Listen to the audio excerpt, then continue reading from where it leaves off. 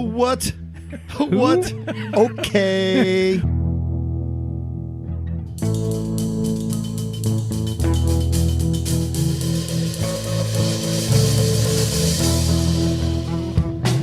Hey there!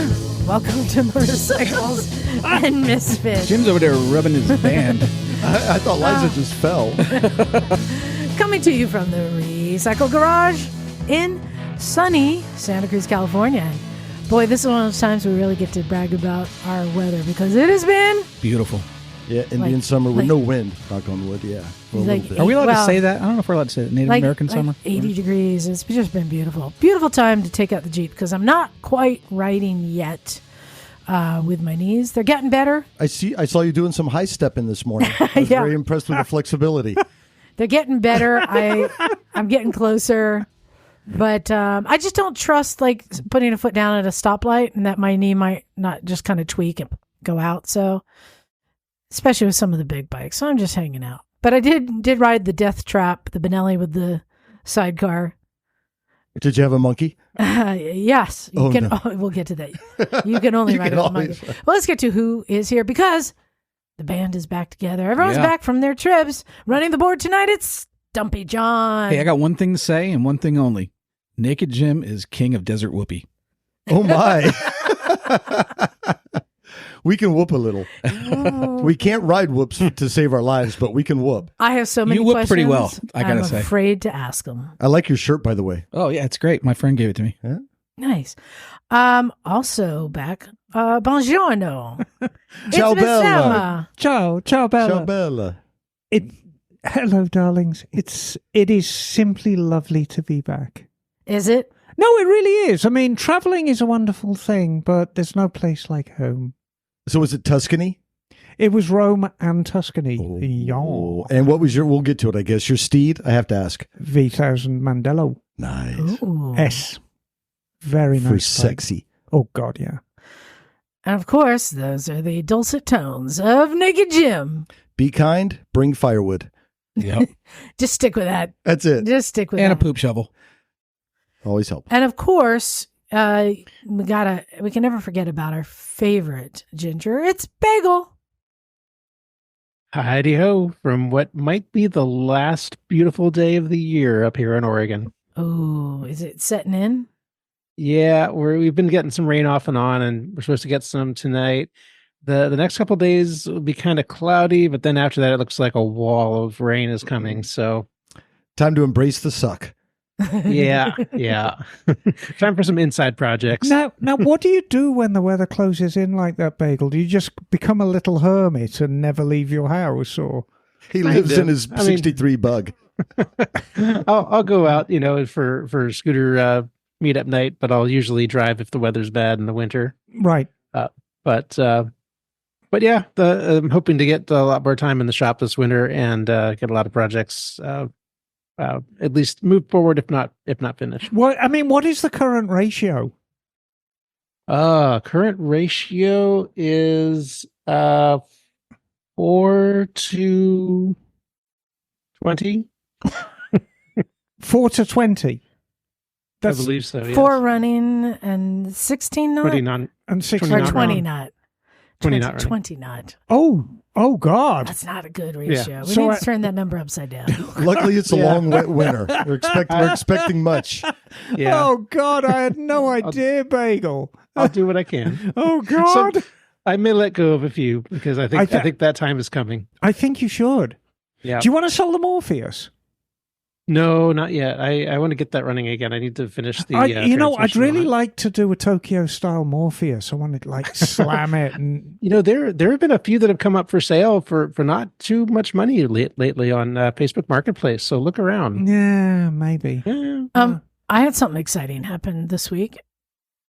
Yeah, so Bagel, he's got his VWs. Well, I have my Jeep project, and I was out driving it, and I got a wave from another Jeep. I'm like, yeah, Oh, there's Jeep waves. Jeep Bro. Yes, You're part of the GP I community. love it. I love it. You've been accepted. I have been. Well, I want to get real quick. I got some good news and some bad news. What should we do first? I think we should always get the bad news. Yeah, out let's of the get the way. bad news Let's over. get the bad news out of the way. So the bad news is John didn't have his music cued that I keep pointing at. There we go. You're pointing at like 7,000 things all the time. The bad news is there's been some bankruptcies announced this week. So it's time to bid farewell to Energica, or as we like to say, Energica. Yes. Yeah. Which is sad. They make a great product, but they just lost their funding. Their backer backed out, and they can't continue. And also, friend of the show, Eric Buell and his company, Fuel, Yes. Oh man. that makes electric bikes and motorcycles. And that is a wrap for Fuel, which is sad to see go as well. So 2 announcements this week. Wah, wah. That's a bummer. Really. Yeah, they're From both companies that we wanted to see Well, and like survive. brilliant engineer kind of people. You're like, Exactly. how does and this good not- product. Yeah. It just shows it Yeah. is a But, you know- tough market. When I look back on our history of talking about electric motorcycles here at the show, we were talking about this 5-6 years ago, and we were saying, "Oh yeah, it's on the brink, it's on the brink." And here we are in 2024, at the end of 2024, and electric motorcycles are still only ridden by enthusiasts. Yes, They but ne- look how many brands exist now. Well, so yeah, they're but just it's- flooded the market as well. We, There's more riders, but there's 10 times more manufacturers. Well, I'm kind of with them on this one. They're making a bunch, but I don't see them out there. No, I don't Even either. like the Stark Varg, dude. I would love to ride one of those bikes, and they look bitchin', but I don't see them. And it's Yeah, it's, I'm not it's saying still, it's good or still bad. I'm not it saying it's still good is or not a bad. profitable It's just- business. You need to have funding to keep it going. right. and a generator. Well, let's get to And the a generator. good or news. a big solar farm. Let's get to the good news because I just found this Yes. out today. Emma Thanks- came back alive. Yeah, thanks to Emma. So in February we go out to Vegas, baby, Yep. for the AIM Expo, which is no longer open to the public. But here's where the news is good. Did we get a new producer? What's going on?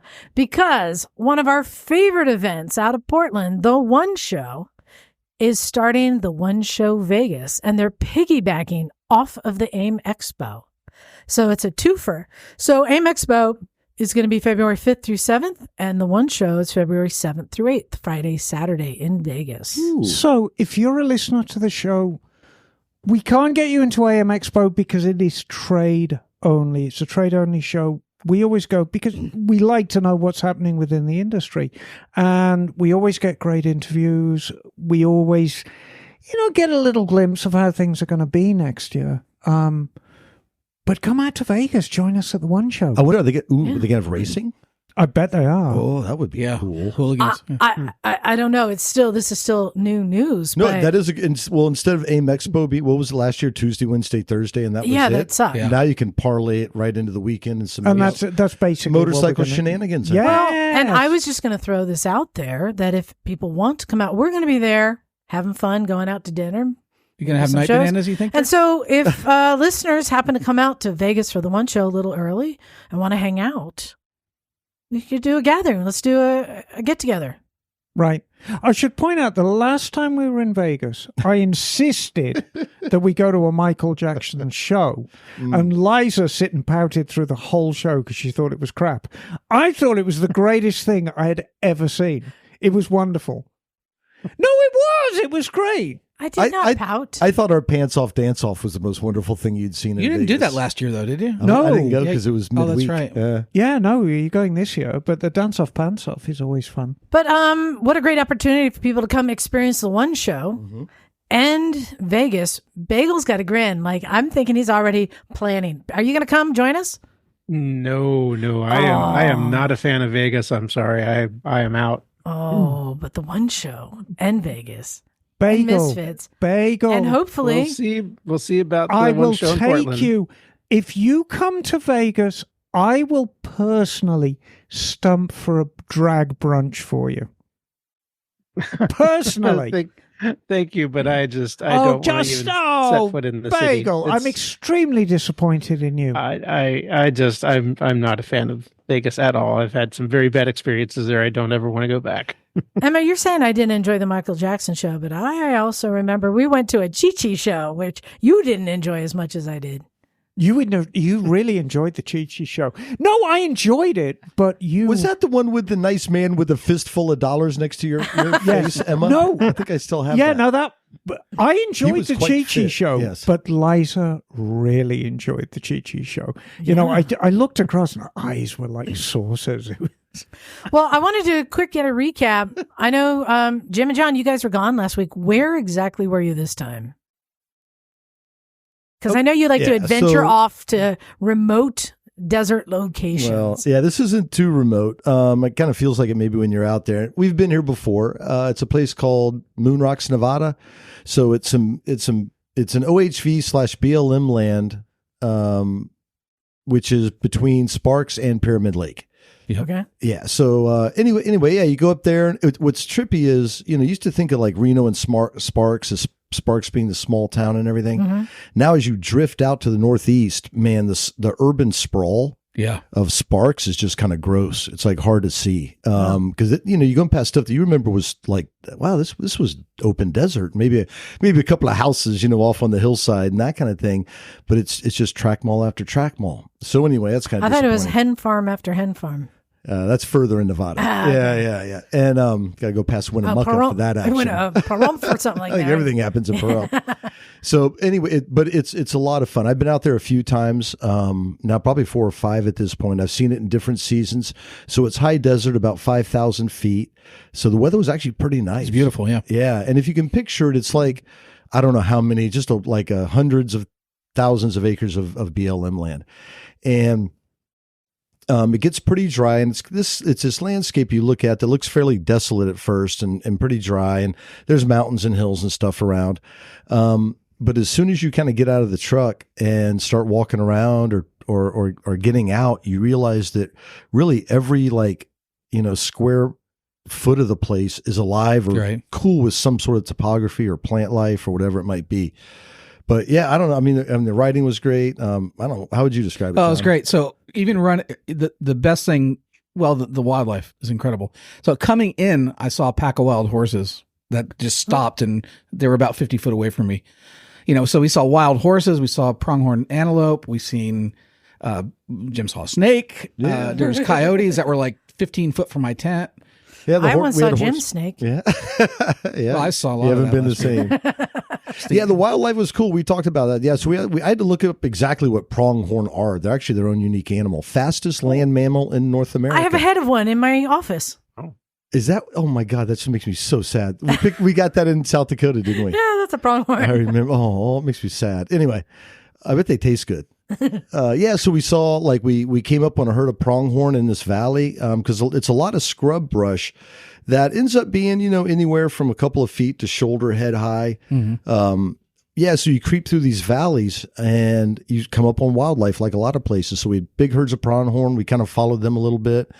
The horses was pretty cool. They actually came to our campsite at one time. Yeah. But when we were talking about it, people are like, oh, I want to go. I'd like to see that. It's like, well, you kind of got to go like a whole bunch of times where you don't see anything. I didn't see them last time. So, and to have those little moments that make it all worthwhile. So, because I've never been on any of these trips with you guys, do you just head down a road and find a place that looks good to camp? Are there other people, or is it just you're so far away from everything it's desolate? We try to get away from people far enough, but not too far. Just in the sense it's, you're going even further. So there's no one really near us. We saw a couple of people in the distance. We had someone in a van parked maybe 1,000 yards away from us at some point, that kind of thing. But, the first day I was there on Wednesday, I guess it was, I only saw 2 people literally all day. And one was in a little Cessna, just kind of canyon carving through the valley there. And the other was a rancher in a truck. I saw nobody else.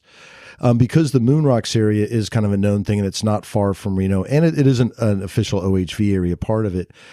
You do see some people, and again, more side-by-sides. And it was interesting, these people we met, that were camping in the van not too far away, the girl came over and just checked in with us. It was a funny question, John. She was like, so where can you ride here? Yeah. And I'm like, I wasn't sure how to answer looking it. around. And I just like kind of like everywhere, that away. And so it's that kind of a place. And, you know, you can find what you want. A lot of the riding we did this time that was fun, I thought. Single track. A lot of single track. It was fun. Ooh. So it could be anything from like literally a cow path that just kind of you can see through the sage. And once you're in the BLM land, you can ride off-road and stuff. In the more OHV area, they keep you on the trails. Okay. And I think we're pretty respectful anyway. Yeah. It's like if it's not a trail, we're not going up there. But everything from that. But the cool part is you would get these washes. So not like big washes, say like if you've been in Anza Borrego or Ocotillo Wells, Anzo especially, you get through these washes that are like as white as a football field, it feels like, and sand that's like endlessly deep and for miles. But these are little, like tiny little, like if you were to run some water in sand and maybe 3 feet deep, 4 about feet deep, 3 foot wide too. Yeah, and 3 feet wide, and they just like serpentine through the desert almost endlessly with It's so bushes much all fun. around. Yeah. And it was like I called it, what was it, Mr. Toad's Wild Ride. Yeah. Yep. At Disney. It's what it felt like, second, third gear, flowing because everything's banked because it flows like a snake, and that kind of stuff. And then going up these narrow washes as well that are kind of single track. Up in the juniper forest was great too. Oh, this was kind of neat. Yeah. Again, it's like get out into the national and get out into the woods, you know, Right. and adventure. So we saw this thing way across the valley, maybe 5 miles crow flies. And we're like, let's head up there. And it turned out to be like a protected area. This is how you usually do this. You usually see something in the distance. Go for it. Let's go there. Let's go there.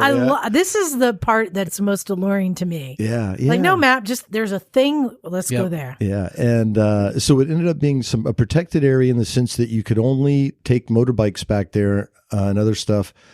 I think it was like the wintertime, it was off limits. But when we were there for like most of the year, you can ride back up in there. And it turned out to be kind of these sand hills with nothing really growing in it but juniper trees. It was one of the coolest little landscapes.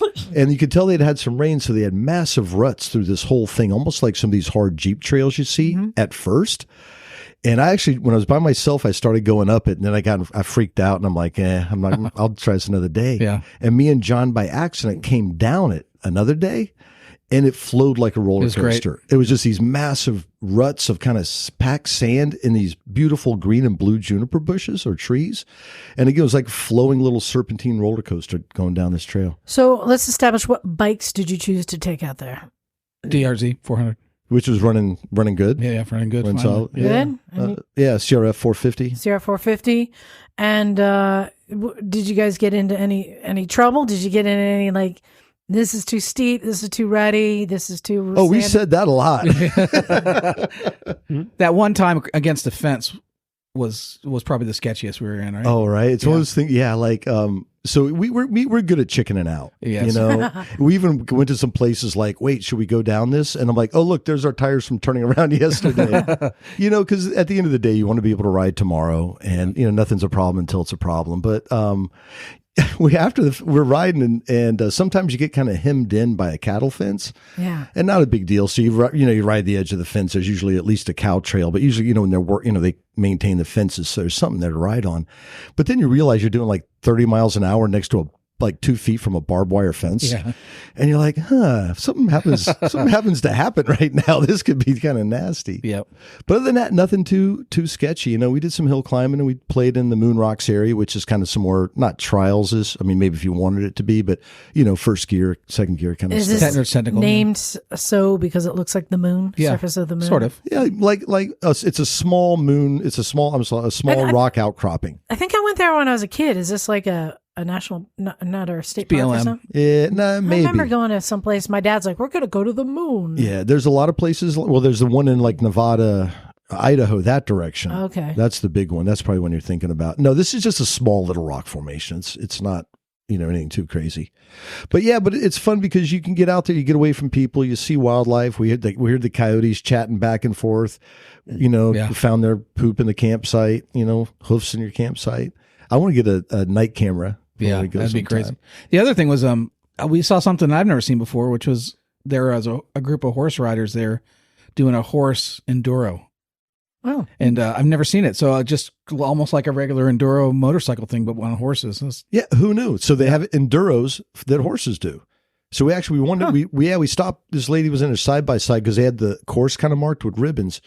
So we stop as always and talk to people. And this lady in a side by side with a cute little doggy, she filled us in. So I guess they just book through the hills and I don't know, like motorcycle, just horse speed. Do they have knobbies? So usually when you do these trips, there's some sort of story about John crashing, nakedness and lighting things on fire.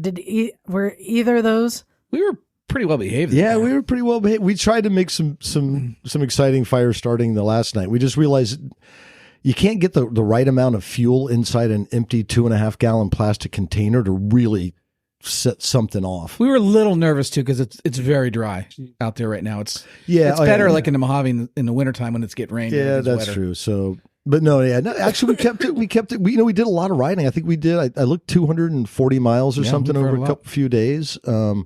We stayed in. We didn't go like right out for lunch or anything like that. So yeah, I encourage people, get out, man. Go out in your public land, explore it, keep it open, all that kind of stuff. And Jim's working on dates for our annual now Desert Hare in January. So we're going to announce a date soon, but man, start thinking about that, listeners. We'd love to have you come. Yeah. Well, good segues. Yeah. So Desert Hare, January down at Johnson Valley OHV. Well, I know that this is something you guys love doing. Eventually I might get out there. Emma, any chance? You got a Jeep?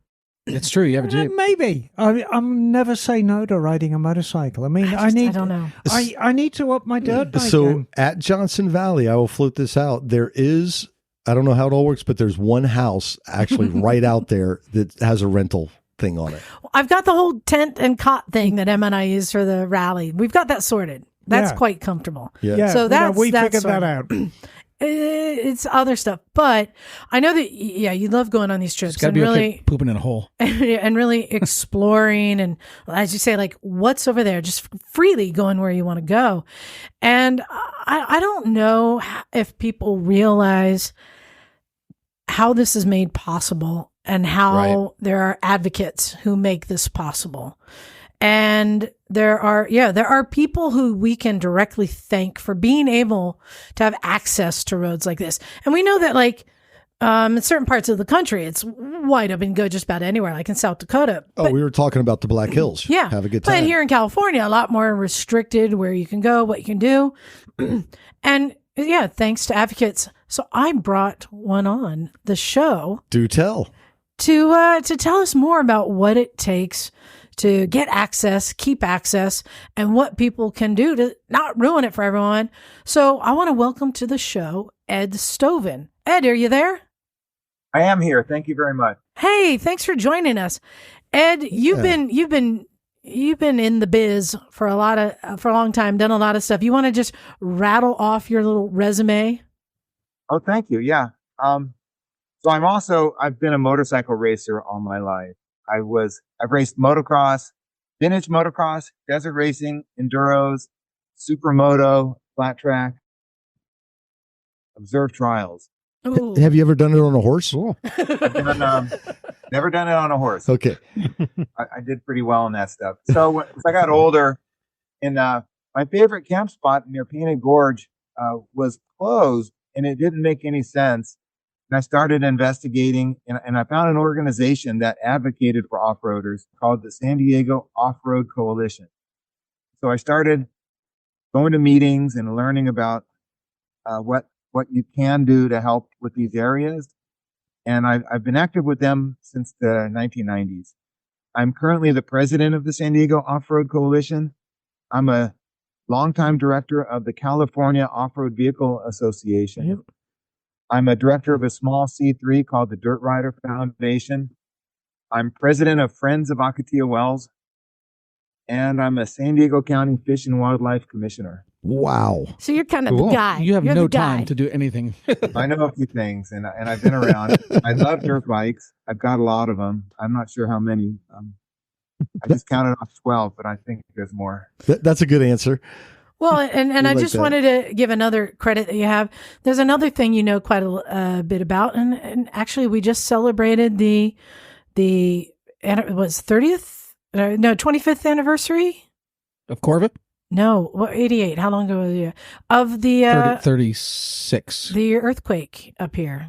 Oh, yeah. Loma You know a 89. bit about earthquakes too, the don't Roma you? Prieta. 35 years. 35 years, yes. I do know about earthquakes. I worked on an earthquake simulator for 25 years. Okay. Yeah. University of California, San Diego. Yeah. Are we eventually going to get hit with a tidal wave here in Santa Cruz?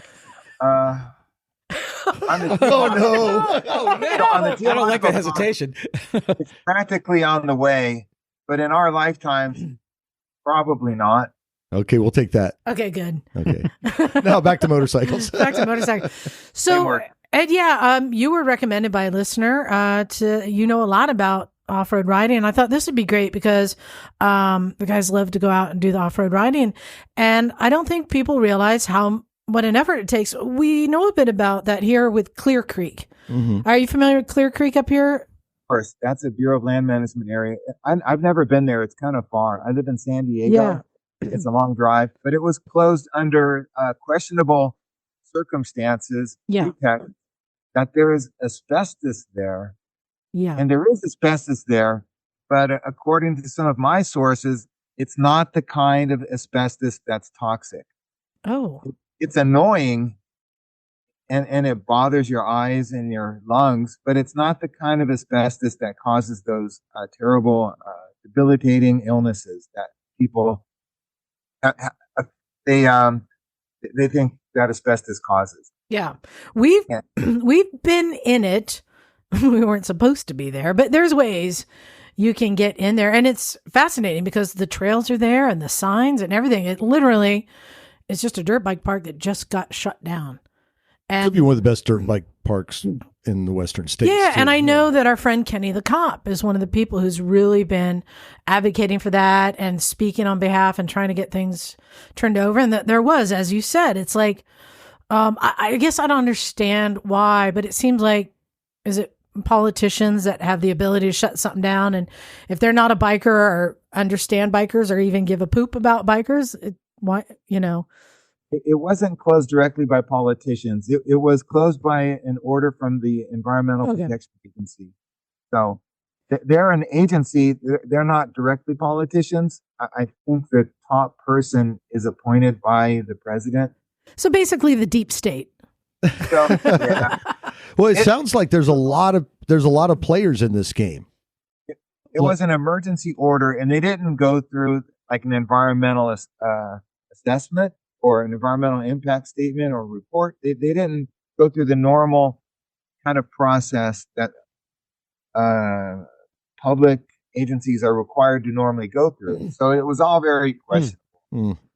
Wow. And there's not a lot of dirt bike parks in California. I mean, we're fortunate to have, I don't know if you know this, Ed, the first dirt bike park, state-run dirt bike park, Hollister Hills, is out here by us.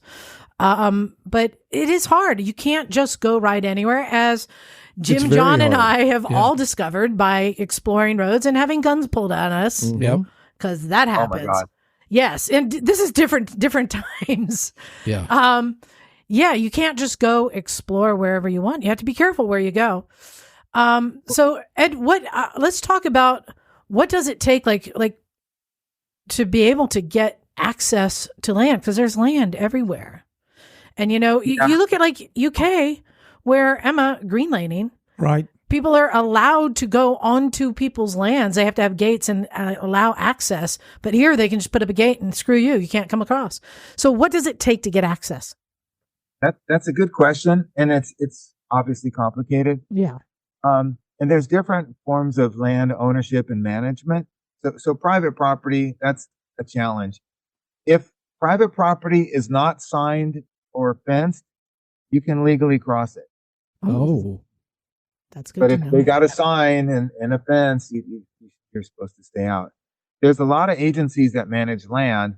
There's three principal agencies that manage land that off-roaders use.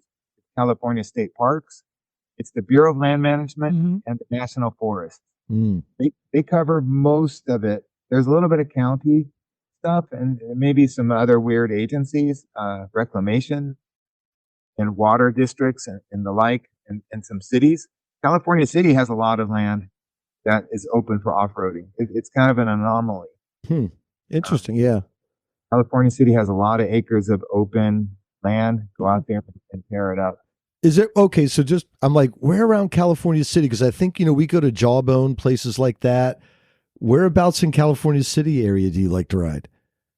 I never go there. Yeah. I mean, I just know about it. And so my job with the California Off-Road Vehicle Association is I review and comment on grants from the California State Parks, the Off-Highway Motor Vehicle Recreation Division. We give out between $28 and $32 million a year in grants. Wow. And the public can read the grants, and we can make comments that go to both the grant applicant and the people who decide who gets the money. So California City gets a lot of money. They ask for hundreds of thousands of dollars. Okay. Yeah, Ed, I'm sorry, go ahead. You said you go to Jawbone Canyon. So Randy is the president of Friends of Jawbone, and Friends of Jawbone manages that area. They've taken the management duties away from the Bureau of Land Management. They do a very good job for less money, and they get a very large grant, like close to $1 million. Wow. Yeah. Because they have that great visitor center. They give you a handmade map. They were very helpful in that little visitor center up there. And I saw the whole Friends of Jawbone. A guy named Ed Waldheim is behind that visitor center. He moved from LA to California City because he loved riding out there and riding to Randsburg. He bought a parcel in Randsburg, a little dirt lot, and just made it so that off-roaders can park their vehicles there. Oh, no way. Oh, that's cool.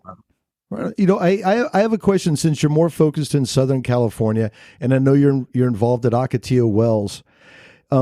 Can you talk about maybe, like, I'm just curious, like, how the work happens? Can you talk about how they keep Ocotillo Wells open, how you keep access to that? Yeah, that's a great question, because that place was 12, 14 years ago, two environmental organizations sued the state park to stop open riding there. Oh, wait, can you describe where it's at? Because we have people from all over the world that listen, because it's kind of by a notable area. So Ocotillo Wells is east of San Diego, and it's near the bottom of the state. It's not that many miles from the Mexican border, and it's kind of in the center from east to west. It's about 70,000 acres. It's bordered by a couple of highways. The Salton Sea, right? The Salton Sea is very close by. I rode out there recently. Highway 86, Highway 78, and Highway S22 border it. Yeah, I did make a lonely night ride from El Centro, from El Centro to Ocotillo Wells back to my campsite. It gets lonely at night down there. Oh boy, it's a big, quiet desert. Yeah, the border, that one border checkpoint, I pulled up in the middle of the night, and they looked at me like a cow at a new gate. Like, what are you doing here? But I'm curious how they keep Ocotillo open, because it's a cool spot. We won the lawsuit, but it was close. And some off-road groups filed for intervener status and got their lawyers and participated. I personally was deposed in the lawsuit, and I had some interesting things to share. They started out saying that the park was not protecting dust in the air, erosion on the ground, species, and archaeological stuff. Well, as the lawsuit progressed, they dropped 3 of the charges, and they just went after archaeological stuff. Well, it turns out that on the very east side of the park, east of Pole Line, it's already designated as stay on the trails. And that's where most of the ARC stuff is. There's a trail out there called Ancient Shoreline. And the Salton Sea used to be a lot bigger, like thousands of years ago. And along the shoreline, the Native Americans would hang out there and do stuff and live there, and they've left stuff there. And so it turns out that the park doesn't need to be closed because the areas with most of the ARC stuff is already stay on the trails. So we ducked the bullet there. The park does a lot of management out there, and there's a lot of good people. There's law enforcement.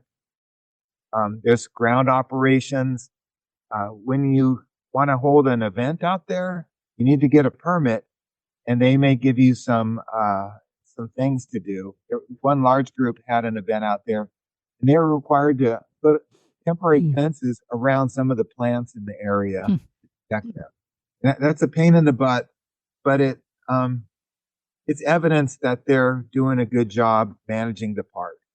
So I'm president of Friends of Ocotillo Wells, and we have what's called a cooperative agreement with the state. So we have an actual contract that says we will help the park and they will help us. And what we principally do is we help the park with their interpretive program. So that's like the education program. And they have like events. They have like the kids come out and look at the stars, and they have a scorpion hunt. I don't know if you've ever gone out there with a black light. No, but that would be fun. I want to now. And the scorpions phosphoresce bright lime green under a black light. I've seen pictures. Is there a time of year for that? All year. Really? Scorpions. Just go out at night. I have a black light. Well, Okay, here's a dark night, and they're around the bushes, and they're usually like about 1 inch long. They're really small. Do I have to? This is an important question. Due to previous experiences, do I have to worry about a little sidewinder at the same time as looking for this scorpion? I've only seen a snake out there one time. Okay. Out of the hundreds of trips I've taken, and it was a small sidewinder. We just saw. I've only seen one, too. Yeah. And it was a small sidewinder, and I was wandering about the other night looking at stars, trying to get away from the campfire. And I'm like, wait a minute. That was the only time I saw that little snake was at nighttime. So, okay, good to know. So don't worry. Well, I find that keep your karma fascinating. clean. I have a black light. I used it on Emma at the rally, and she glowed green too. I do indeed. It's hard to get out of your hair. It's all the gin I drink. This is, okay. The park is not allowed to spend money on certain things like food. So if they want to have a program like the kids come and look at the stars, our organization can buy the hot chocolate and marshmallows. And there's been some days where we bought cases of Gatorade for the staff to go out in the desert and patrol. And we also go to these events and volunteer. So doing that stuff allows the people in Sacramento who manage parks at the higher levels, they value an education program at a park. And that sort of is a balance to what is sometimes referred to or thought of as like hard on the environment to off-roading, that we have this education program, and off-road money is paying for it. And also our nonprofit pays a little bit. So it's kind of a yin yang. And if you took away that interpretive program, and if you took away our Friends of Ocotillo Wells, it would make the park a little bit more vulnerable to a lawsuit or to some kind of negative behavior by the bad guys. So another question, coming back up to 30,000 feet, what is the current state of sort of off-road access in California specifically? Where are there any problem areas? And wait, 30,000 feet? Well, yeah. What's at 30,000 feet? Well, we were talking about a specific thing, and now we're going up to 30. You look up from the big picture. Try to keep up. It's a view that Liza's not capable. Exactly. Keep up. A lot of the state is pretty stable. We, like in the 80s and 90s, we were beat down pretty hard with the Desert Protection Act and some other legislation. And there was a lot of battles, and we lost a lot, and we've kind of stabilized. And most of the areas are pretty well managed. In my personal opinions, they manage some of the fun out of the areas. You go out there and you don't really want, like some of us, we don't want to see kiosks and benches and parking areas. We just want open space and go riding. Yep. But other people think that stuff's important, so they put it in. One area that's in dire trouble, you probably have heard about it, is Oceano Dunes. Pismo. Oh, yeah. Yep. Pismo Beach. Yep. Those guys are in the fight for their lives there. A couple of years ago, the California Coastal Commission, and that commission is appointed by elected officials, the governor, the head of the state senate, and the head of the state assembly.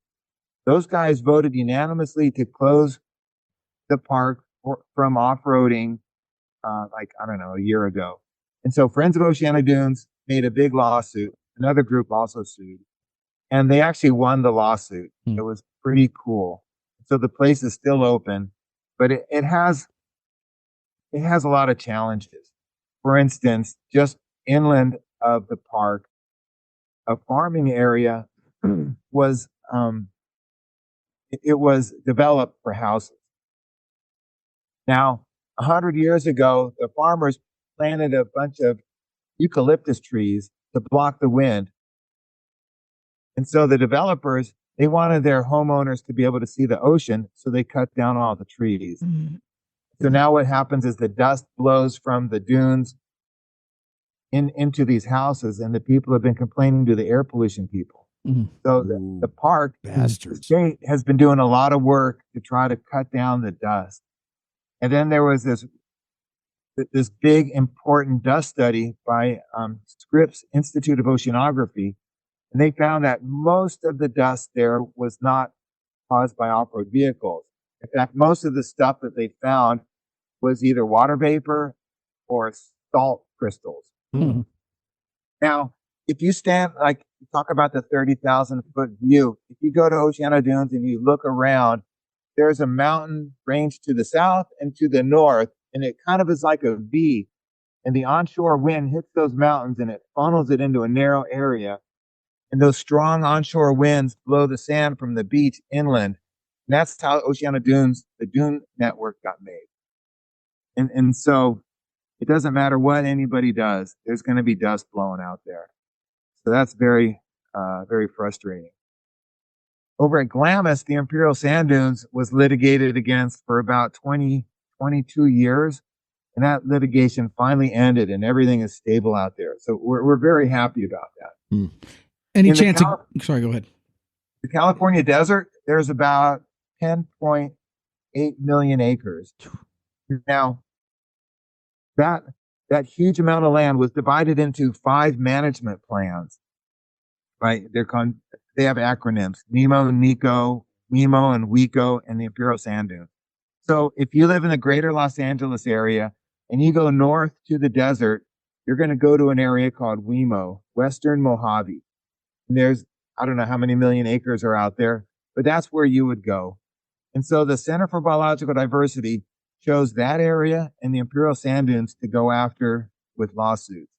And that the WEMO area has been litigated against for 20 something years, and it's currently still being litigated against. The BLM came out with their management plan a couple of years ago, and they carefully crossed every T and dotted every I. And then the CBD, are you guys familiar with that organization? No. Center for Biological Diversity? Nope. Yeah. So they're the most happy environmental group, and they have mostly lawyers on their staff, and they have found a little part of the Endangered Species Act that says if you sue the government on the endangered species claim, and if you prevail, or if you even get a regulation changed, you get legal fees back from the government. So these guys are suing. They what they call a petition, which is like a small lawsuit, asking the government to put a species on the list. So they have, I don't know how many petitions open, like 50, like all over the country. They're trying to get species on the list. Once they get on the list, then they go back and they sue the agency that manages them. They say, okay, you got to do more to protect the species, and then they get legal fees back. So it's a kind of a racket, for-profit racket. It really is. It's First thing we do is kill all the lawyers. I'm telling you. Didn't Shakespeare say that? So Western Mojave, you're talking, is that like Kelso Dunes, like Mojave Preserve-ish area you're talking about? Or California City? Yeah, I think it's that area. Yeah, well, California City is a city, but the BLM land around it. Yeah, okay. Just curious. Okay. Like Stoddard Wells. Oh, yeah. Oh, yeah, okay. Yep. Yeah, like around Barstow. That's where we go. That's why I'm asking. So I've ridden a bunch around Barstow. We go to Johnson Valley a lot. So yeah, that's like where we like to go in the wintertime. A couple of years ago, we got something really good out there. Is we got I guess it was 2016, so it's been 8 years. But the Dingell Act with this guy named Dingell was a state senator. Yeah, I know. Don't look at me like that. I thought it ate someone's baby. I don't know. He they did a bill where they put a lot of smaller land bills together and made one giant bill, and they ran everything.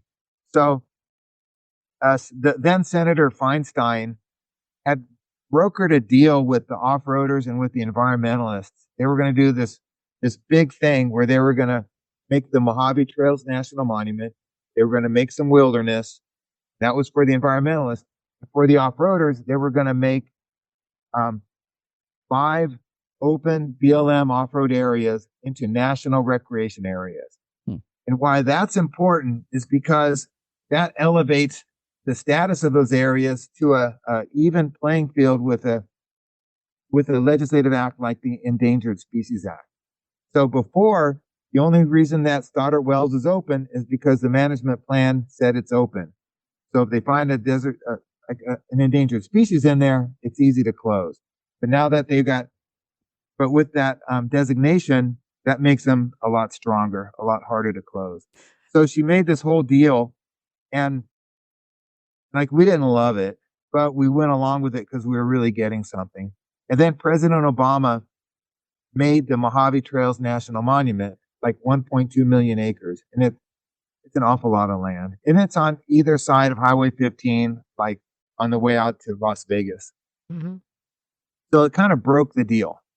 Well, Feinstein kind of stuck to her end of the bargain, and she ran another bill that did the rest of the deal, and that got rolled into the Dingle Act, and that got passed.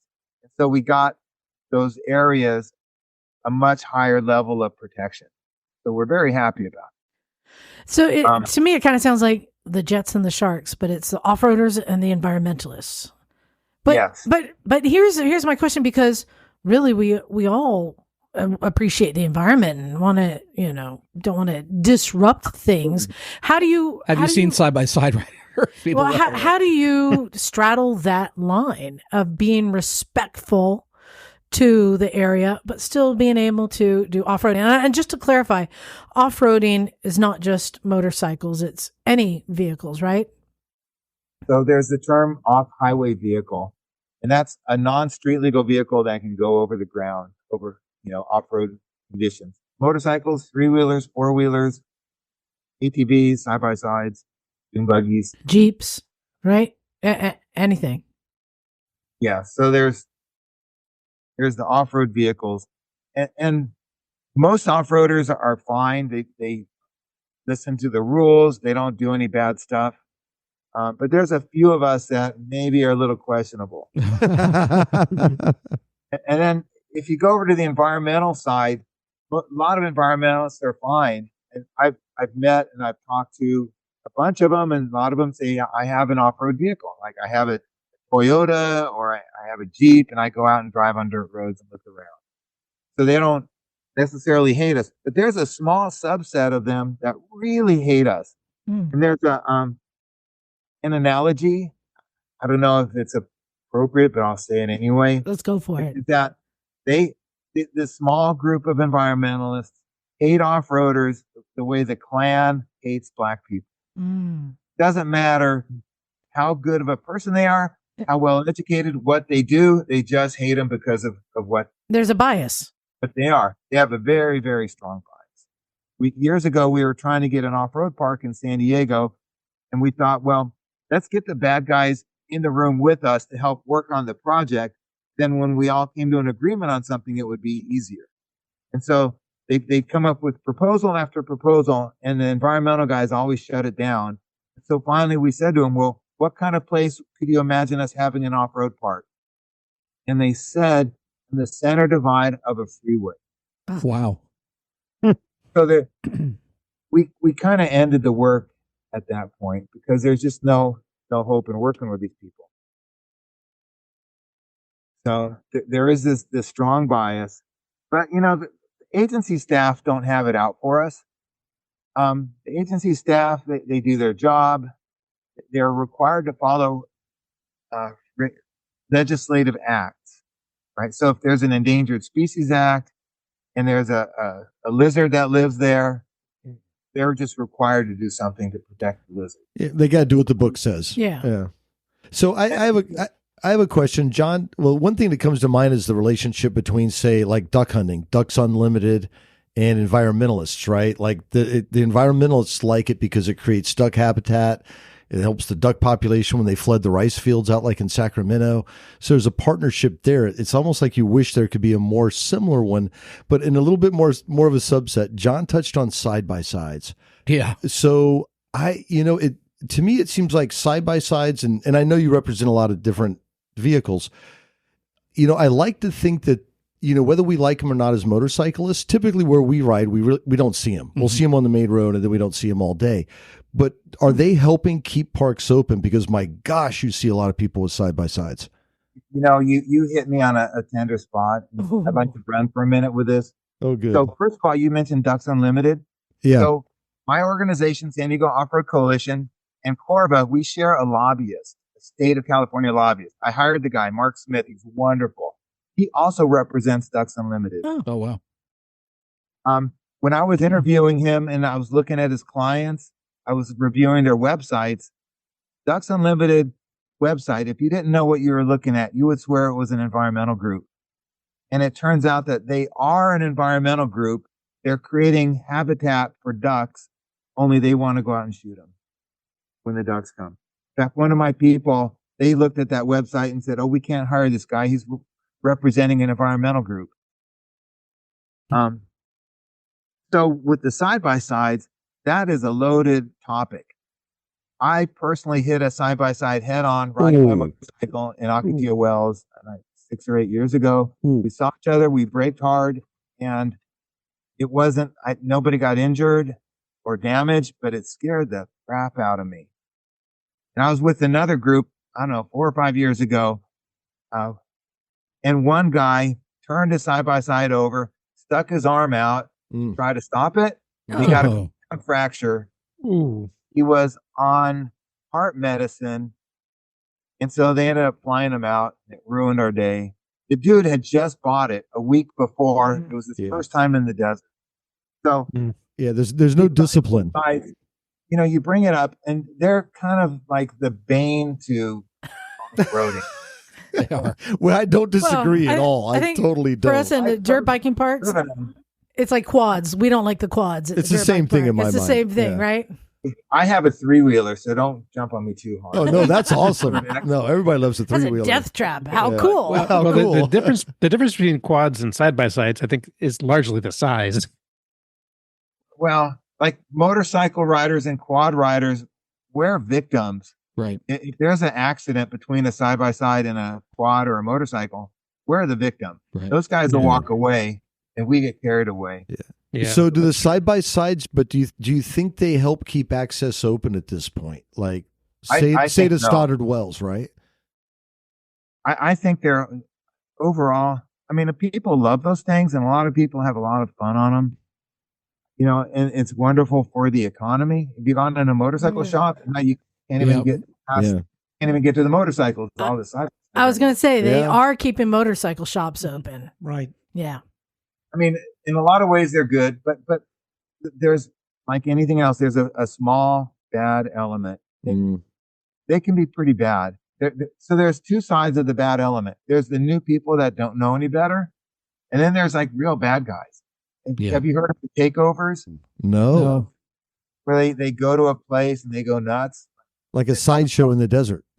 They've had some bad times at El Mirage and having difficulties getting law enforcement to help with that.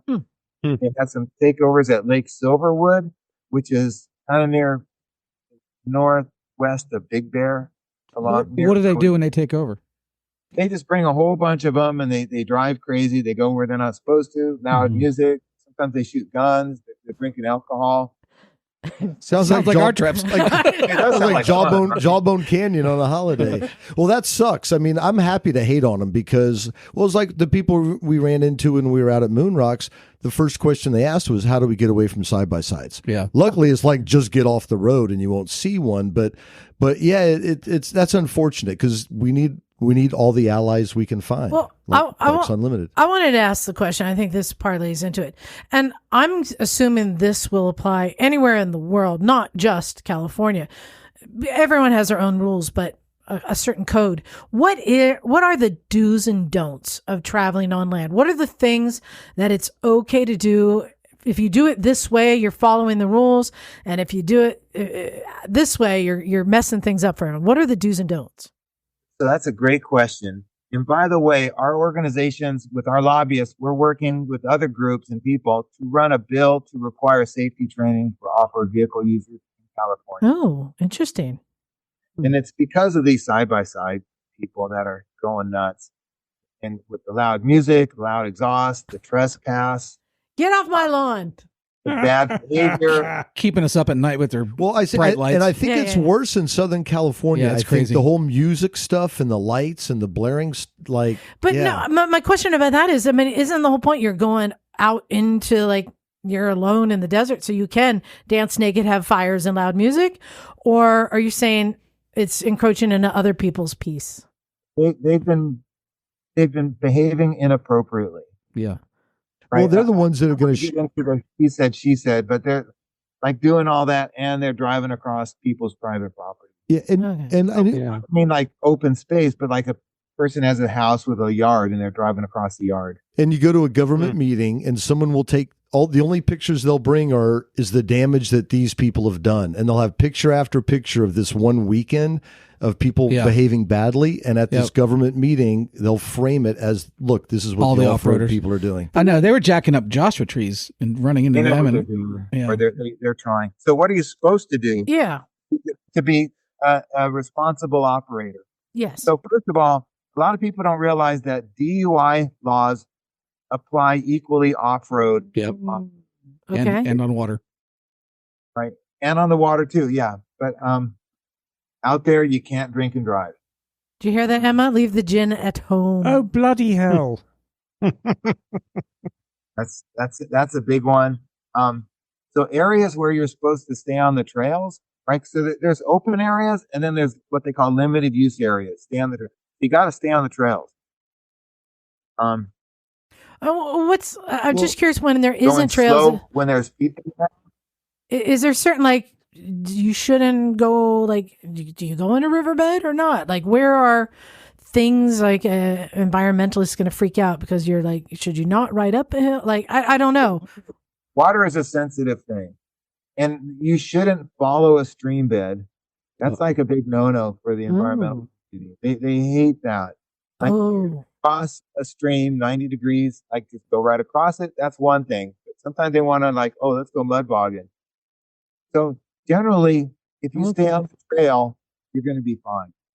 If you go off the trail to go mud bogging, to go into the like the meadow, or just go somewhere else, like they close areas that have a wildfire. Hungry Valley was recently closed. They had a fire in June, and most of the park burned. Now I went to a commission meeting, so they closed the park right after. They fenced it off. They closed the gate. Sorry, you can't come in. I went to an off-highway vehicle commission meeting, and I said, I'm sorry this fire burned through the place. Oh, and they had a report, like the people who were working on the fire and the trying to fix it back up. They gave a big report. So after the report, I got up and I said, all the trails in the park were undamaged by the fire. Like the vegetation and buildings, other stuff burned, but the trails themselves are not damaged. So we need to figure out how to get those trails open. And they had a volunteer day, I don't know, last month. And a lot of people came and they did a lot of good work. And they're talking about opening the park on November 1st, at least part of it. So that's a positive thing. So if there's a fire somewhere and you're on a stay on the trails area, but the fire burned, all of a sudden, like, wow, I could go anywhere. all right. Right. So that's a problem. And they close areas that have a fire because of that. The national forests, when they have a fire and now all of a sudden, like you can go nuts, you can go anywhere. And they really don't like that. And national forests have no open areas. The BLM has open areas and state parks have open areas, but national forests don't have any. It's only stay on the trails. Right. So that's another problem. Is fires. And there's a nonprofit that started a couple years ago, just to work on getting places open that had wildfires. I can't remember the name of it, but Ted Cabral is the principal guy over there. He works for AMA District 36 up in your neck of the woods. Yeah. I don't know if you guys know any of those people. Mm-mm. Don Amador, he's been helping them. No, but this is exactly why I want to have you on, because there's a lot of people working to keep these places open access, and people don't realize. And I don't want to say take for granted going out and exploring, but yeah, I just wanted to give credit where credit is due. Well, and, You know, when I was young, I took it for granted, and a lot of people take it for granted that these places are open and they'll always be open. Well, they certainly won't always be open, not unless people like us work on various issues. So yeah, people take it for granted, and I want everyone to have fun out there riding. I went riding on Friday at McCain Valley. I don't know if you know, I've it's never way been down there. south. It's high desert, above the desert. like It's which just direction from motorcycle, second and third gear for hours. sounds fun. Where do we down in that area? We've done Ocotillo Wells, we've done Anza-Borrego, Stoddard. never done yet. I did Johnson Stoddard, Valley, never done Big Bear. Never to California City, that area. That's all new. So where are you talking about? That's down by the border, like really Oh. close, right off Highway 8. Okay. That's right. So it's Okay. like a hour drive from my house in San Diego to the east. Lucky you. Yeah. Lucky you. So what can people do to support you, support Corva? What are simple things that our listeners can do to engage? So there's a couple of things. That's a great question. I really appreciate that. So we're both member organizations. You can go online, sdorc.org or corva.org, and you can go online and you can join the organization right there. SDRC is $25 a year. Corva is, I think, $40 per year. That's a big help. Both of these organizations do fundraising events. So the San Diego Off-Road Coalition, we're having a big poker run November 9th near Superstition Mountain, Oh, wow. which that's near El Centro. So it's the one in California, not the Nevada one. Yeah, down there. Yeah. So it's about a 20-mile loop, well marked. I'm going out a week before, and I'm going to be putting the wire flag with the red, the wire with the red flag on it. Like you can always see the next flag from the previous one. There's 5 checkpoints. Each checkpoint, you get a playing card and you play a game. Ooh, that sounds fun. It does, yeah. Whoever has the best 5-card stud poker hand, the second best hand, and the worst hand win prizes. Then you also play the game and you get raffle tickets. And we have a big raffle at the end in the evening. We have, I think we're up to $30,000 in off-road equipment and stuff. That's great. So not only is it a big raffle, but every prize has its own bucket in front of it. So you put your ticket in the bucket for the prize that you want to win. Like years back, I'm a motorcycle guy, and I went to one of these things and I won a Jeep part. Like, this is stupid. I hate it. So I was all upset. So I gave it to my Jeep friend. I go, when I'm in charge, things are going to be different. So, Nice. and we made it different, and people just are very happy about that. You should see them up there putting their raffle tickets, deciding which bucket to put it in. So that's coming up in 3 weeks. I'm really excited about that. Corva is having a similar poker run in Ocotillo Wells on January 24th. And I'm helping put that on also. I'm going to be hosting a checkpoint.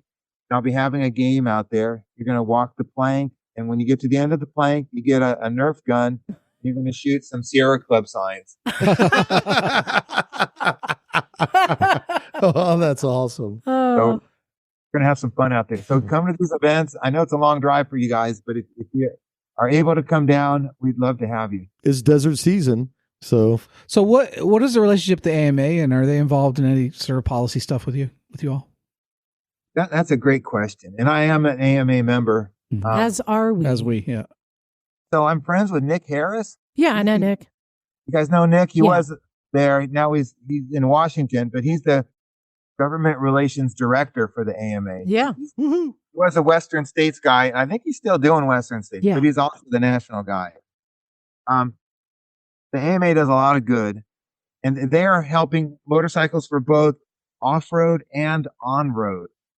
Right. So when Nick was doing Western States, he was looking for lane splitting and all these different states and all the different stuff they have to look out for. for on-road and off-road. They really got their hands full. Wait, And they have- are you saying we can lane split off road now? no, All day, on the all street. day. The AMA, yeah, boy, Yeah. I love lane splitting personally. I ride a bike too, and Yeah. I've saved hundreds of hours in my life by splitting lanes. That's the truth. Right. Preaching to the choir. I get it. But the AMA is looking out for street rights and off-road rights. They got their hands full, and they could sure use a pile of money to help, like spread out the load of all the work they have to do. Mhm. So, Nick Harris represents the AMA on a group called the California Outdoor Recreation Foundation, and they're helping us run the safety bill. And I go on their calls, and Nick is on the calls, and he and I talk. So, the AMA is pretty involved in stuff in California and all over the country. I really appreciate those guys. Great. I have a question for you. Again, there's a lot, always work to do. It seems like you're always having to not only gain the rights, but then defend them to maintain them. And it seems like I hate saying that the environmentalists are the bad guys. I mean, I think everyone's doing good things, but you said there is a bias and they're not just allowing or working together. What are some of the tricks that they use? Like I was reading something about license plates, that they were trying to create some requirement for special license plates. That's interesting. So we call them the extreme environmentalists, Yeah. because there's a small faction of extreme ones that do all kind of stuff. And a lot of people that love the environment and want to keep it clean and pristine and orderly out there. I mean, I appreciate that. Just don't close the trails. License plates. So this was, I think this was 2007 when the off-highway vehicle program needed to be reauthorized. Or was it? I forget which time. But some environmental extremists introduced a bill to reauthorize the program. They kind of beat us to the punch. I was really mad because I was pushing to get our version of it introduced first. So in their version, they wanted what green stickers are. They wanted those to be the size of car license plates. Wow. They wanted that so that when people go in the wrong place, they go to a wilderness or wherever they're not supposed to go, that they're easier to catch. And that was their justification. So they wanted motorcycles to have car-size license plates on them, even though the state doesn't issue those size license plates for motorcycles. So they don't care about Just throw up whatever obstacle you can. Yeah, so dream they're up. just throwing up obstacles rather than trying to work on a compromise. I wish I could remember. They had a whole bunch of stuff that we were just mad at. It's like, So that's it. So they introduce a bill that who's gonna, now you guys have to fight that or point out that this is not fair. It's not going to work. we fought it. And fortunately, the state parks off-highway vehicle division was working with us and helping us, and we got most of that bad stuff pulled out of the bill. We had like the right amendments done, but it was a big chore. It was a big uphill line. Well, it seems like it's always going to be an uphill battle because the environmentalist narrative, and I think we're all environmentalists at heart. We all love the outdoors. We love the natural environment, but their narrative plays much better than our narrative plays. It just does to if you don't ride motorcycles, you don't understand it. You just don't quite get it. Like, John and I like sneaking up on pronghorn or whatever it might be. It's like, they just don't get it. And that narrative of the environmentalist plays really well. Well, I'm with you. I got an FE 501 and I left my exhaust stock. I left everything on that thing stock. It's super quiet. I can go around and not bother anybody. Yeah, mine's stock too for the same reason. I mean, why not keep it environmentally friendly, but you can sneak up and not piss people off. Well, it seems to me that it's a natural thing that the type of people who, like you guys, who are wanting to go out into these areas, you appreciate it. That's why you want to go there. Yep. Right. And that for the most part, you're going to be respectful of the space and people there. Well, the other thing is, like, you maybe appreciate this, Ed. I'm a big believer in karma. And like, you're pretty vulnerable out there. I think one of the most dumbest things I've ever done and most vulnerable I've ever been was in Anza Borrego. Did a big, long 75-mile loop that I realized 60 miles in wasn't a loop. Something called the Hell Wall or the Hell Hill. Does that sound familiar at all? I know what you went to. That's called the drop off. Yeah. Below the Squeeze. You went from Fish Creek, trying Yes. to get up. I've ridden up that hill, by the way. Well, you're good. That's different. I turned around and ran out of gas. Not easy. It's scary, but yeah. Well, there's two things that tick me off that when we're out there. The first is trash.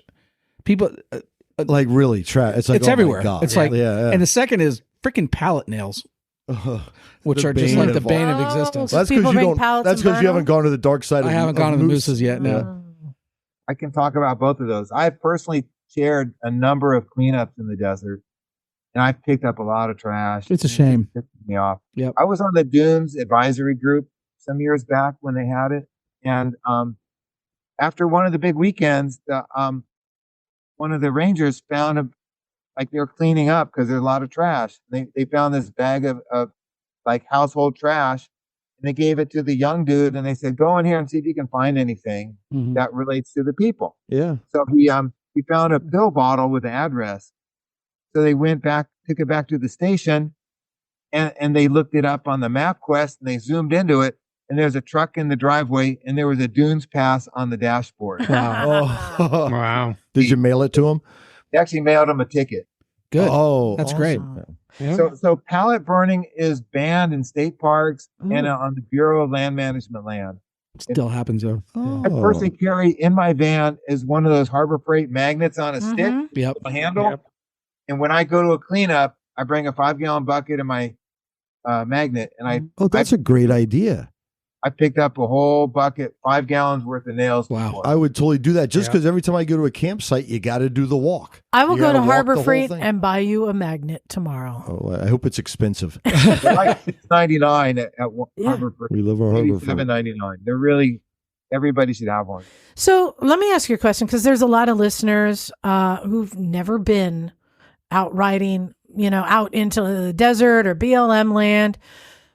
What's the selling point? What's the pitch? Why should somebody go out there? What is out there to see and experience?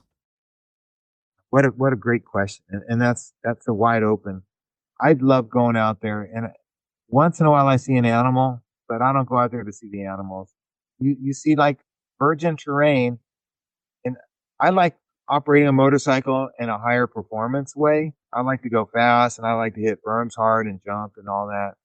And there's just a load of that stuff out there. If you want to ride hard and fast, you like adventure. And you know what? Riding with your friends, like you don't bond with people the way you bond with your friends when you ride off-road motorcycles. Mhm.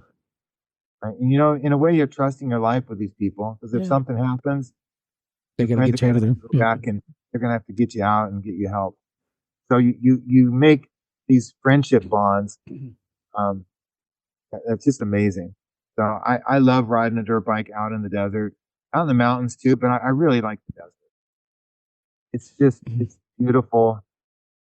And the terrain is wonderful. And I have a little bit of skill, and just to exercise my skills, hitting bumps and standing up and getting everything just right. It's so satisfying. So thank you for that question. Yeah. Good answer. I like that. Hey, I could ask you questions all night, but I'll try to narrow it down. So one would be, because you're involved in so much of the racing. We see some of the stuff that comes out of the /X ranch up there by Stoddard, right? We'll see. But if you were going to check out some motorcycle racing, what events would you suggest people go watch?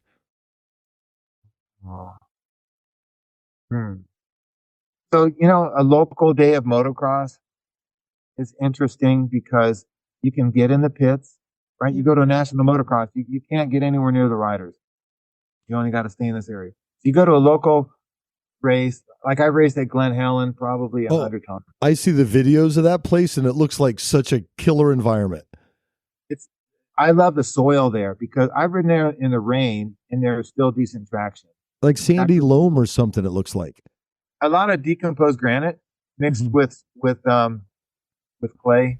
Ooh, that sounds like good dirt. Oh, and the track looks wild. Like you start up that hill and there's a jump, and Oh, I yeah. mean the up and down looks wild.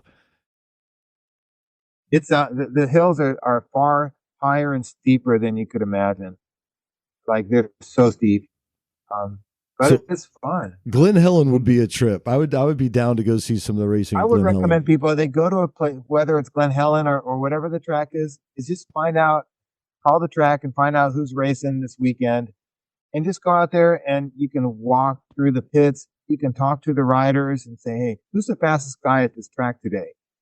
And I'll point to that guy, and you go over there and say, hey, what's your secret for being so fast? You can look at the bikes, you can talk to people, you can walk right up to the track and watch people go by.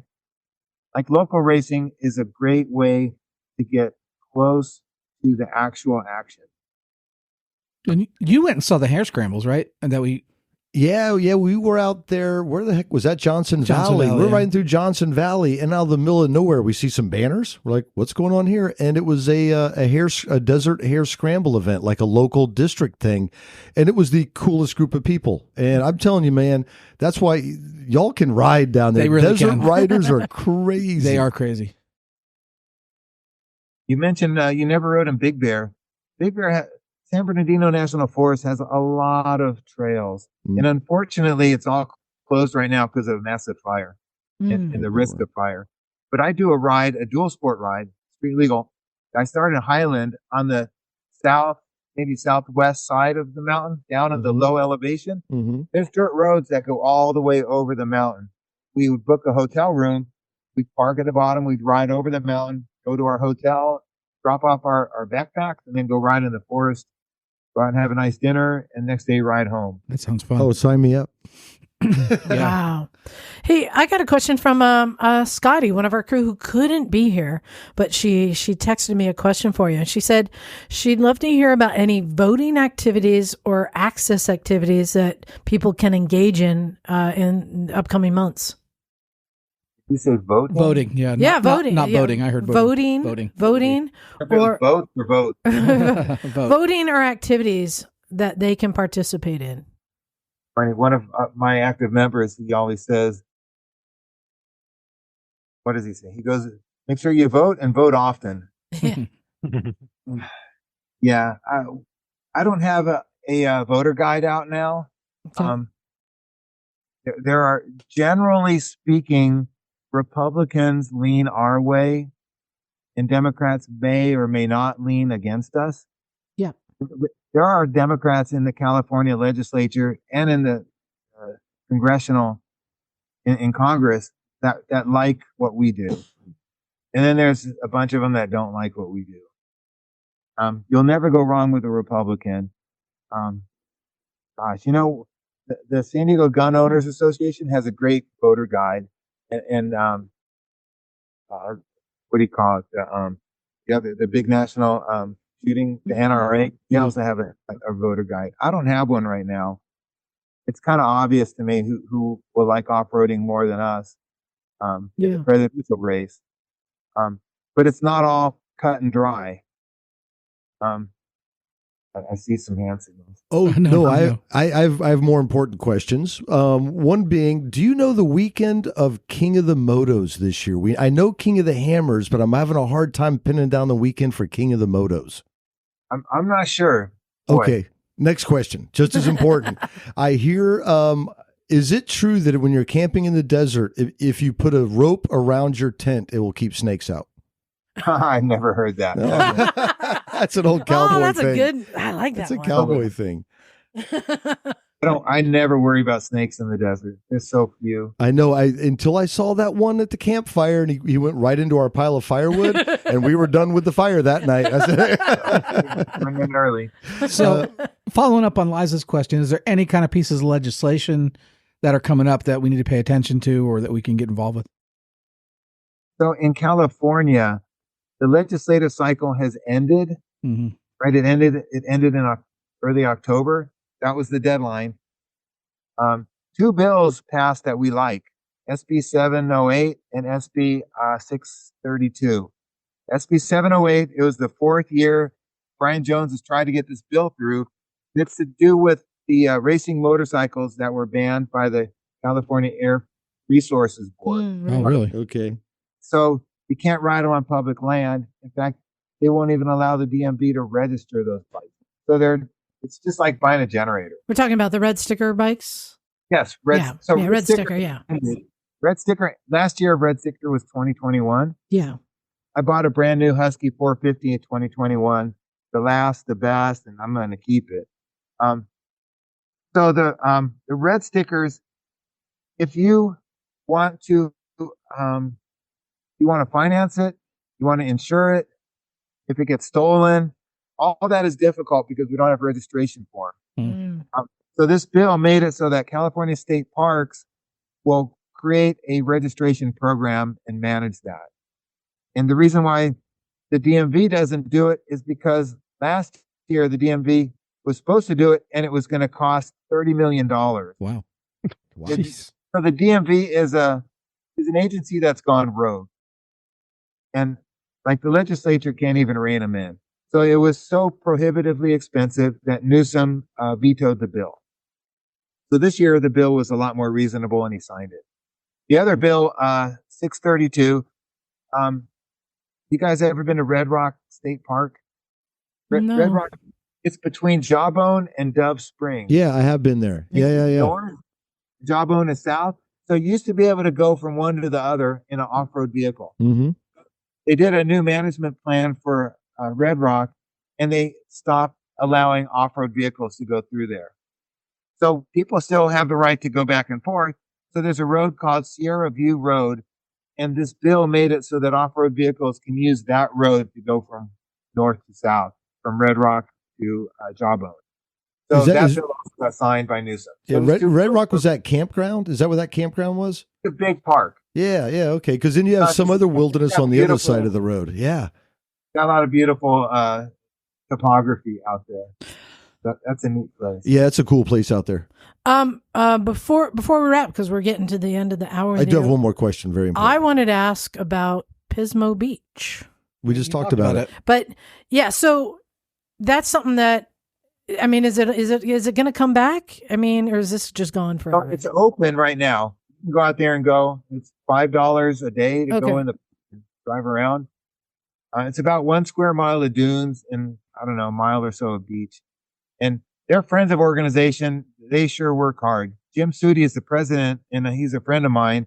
My organization donated $10,000 to them to help their legal bills. Wow. We made money from the Lost Lizard Fun Run, our big poker run. We made enough money where we could help them out. They're fighting for their lives. Yeah. Right out there while you can. The opposite, trying to save Akatia Wells, money will come our way, I think. But those guys are fighting for their lives. Yeah. So I do have one last selfish question, and you may or may not know, I don't know, Ed, but normally for the week before Thanksgiving, me and my girl would rent a house in Borrego Springs. So I'd bring the dirt bike, and that's where all the exploring I did down your way. We're shifting it around this year. Not that Borrego Springs isn't a very compelling place to spend a week, but we're going to go to Joshua Tree. Are there any dual sport rides in particular in the Joshua Tree area you might recommend? Man, I don't know. All right, that's okay. You just touch on something, the National Monument. There's 2 big proposals. And if we had another 20 minutes, I'd love to go over that with you. There's I don't know if it's trouble, but there's danger in the desert because of these 2 proposals, Chuckwalla and Quitson. They're 2 separate proposals by both by Raul Ruiz. He's the congressman out there. And one of them is really championed by the Indian tribe, and another is championed by a group of environmentalists. And I don't like it. But there's a lot of support for it. So it could either happen through legislation or it could happen by a proclamation. And a proclamation means that the president uses the Antiquities Act and he says this will become a national monument. Right? And that's more likely to happen. And the Chuckwalla one, the one to the north, that goes right up next to Joshua Tree National Park. Mm-hmm. That one's very likely to happen. Mm. This other one, it may take another year or 2 to get all the details sorted out. So yeah, have fun at Joshua Tree. If you go back to Borrego Springs, yeah, give me a call. I'll go riding with you. Oh, Hey. yay. All right. I just got scared all of a sudden, but that'd be awesome. I really appreciate the invite. The nooks and crannies. Take them up that hill. The nooks and crannies out there are amazing. I mean, it is. You got to do it the right direction. You start at the top and then you ride down that hill. Going down it's not that hard. Yeah. And you can make a loop around in the desert and come out more to the north. And you could do a 120-mile loop on a dual sport and not do that much pavement. Oh yeah, for sure. And if you like mile upon mile of deep sand, it's your place. I love it down there, though. It's great.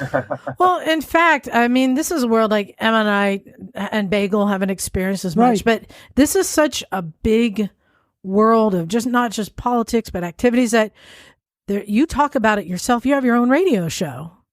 I do. It's on a local San Diego AM station. It's AM 1170, The Answer. I go on the first Sunday of the month.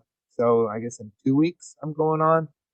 And I've had it, I don't know, 6 or 7 years. I go on with Dave Stahl. He's a big car guy and a big supporter of freedom in the country. And I enjoy it a lot. I bring in different guests. I go into the studio, put on my headphones like you guys have, but mine does. The studio has the microphone there. I don't have a mic on my. Do you turn that into a podcast also? Can somebody listen to it? Yeah. It's on. I don't know where it is, but they put it on a podcast, and then on the SDORC website, it's also we put the podcast there. And what's great about listening to it there is it cuts out the station commercials.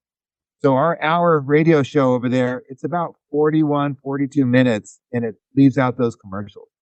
So it's a lot easier to go through. So sdorc.org, easy to find. Yeah, it looks like it's available on Apple, Spotify, Podchaser, all the usual places. And we're looking at San Diego Off-Road Coalition. That's right. Lots to talk about. So yeah, make sure you check out the show if this is something you're interested in and really want to know what it takes to keep these things open. Again, think you guys are doing the work behind the scenes that people don't really know is happening. And I just wanted to kind of, bring that to light since so many of our own crew goes out to desert and other forests and everything and enjoys it. And I know you guys are respectful. I know you are. For the most part, yeah. So I love talking about this stuff. Anytime you want to get an update. Well, hey, if there's anything comes up that we need to know about, like a new legislation issue or anything, please, ping us because we can do that. That's the other side because we deal with stuff that doesn't really get out in the public that much. Yep. We're really looking forward to running the safety bill. It's a big deal. It's not going to be that hard. Already Oregon, Utah, and Arizona require safety training. So normally California is leading the way. We're a little behind on this. I'm going to be watching it the whole way to make sure it makes sense. It's a positive thing for it. Interesting. And it doesn't cost too much money. Yep. That it makes us better off-roaders, better, safer, happier, funner. Yeah, I did all three of the safety programs for those other states, and I learned a couple things. I thought I knew everything. Well, and one thing I know when Emma and I we did the training at the Honda facility down there, and they take you out onto their lot and teach you about riding in different environments. That was one of the things I really appreciated. It taught you about things like to clean your bike because you don't want to carry like seeds from plants from one area to another. So is a reason to be educated. There is a lot to learn about riding respectfully. Oh my God. I could go on about that. We put a training area in the Cleveland National Forest for a kids track. We put hay bales around it, but they got restrictions on what hay bales you can use because you can't introduce invasive species. Right. So we had to use rice bales, like and they're expensive, and we had to have them trucked down from Sacramento. We got a Yamaha grant, like $7,000 Yamaha gave us to buy the hay bales and truck them down and put them out there. So, yeah, there's a lot of weird stuff you wouldn't think of becomes a problem. There is a lot to it. Yeah. Well, I wanted to thank you for coming on and just also thank you for your service, Heck right? yeah. For what you're doing. Thanks for fighting the fight.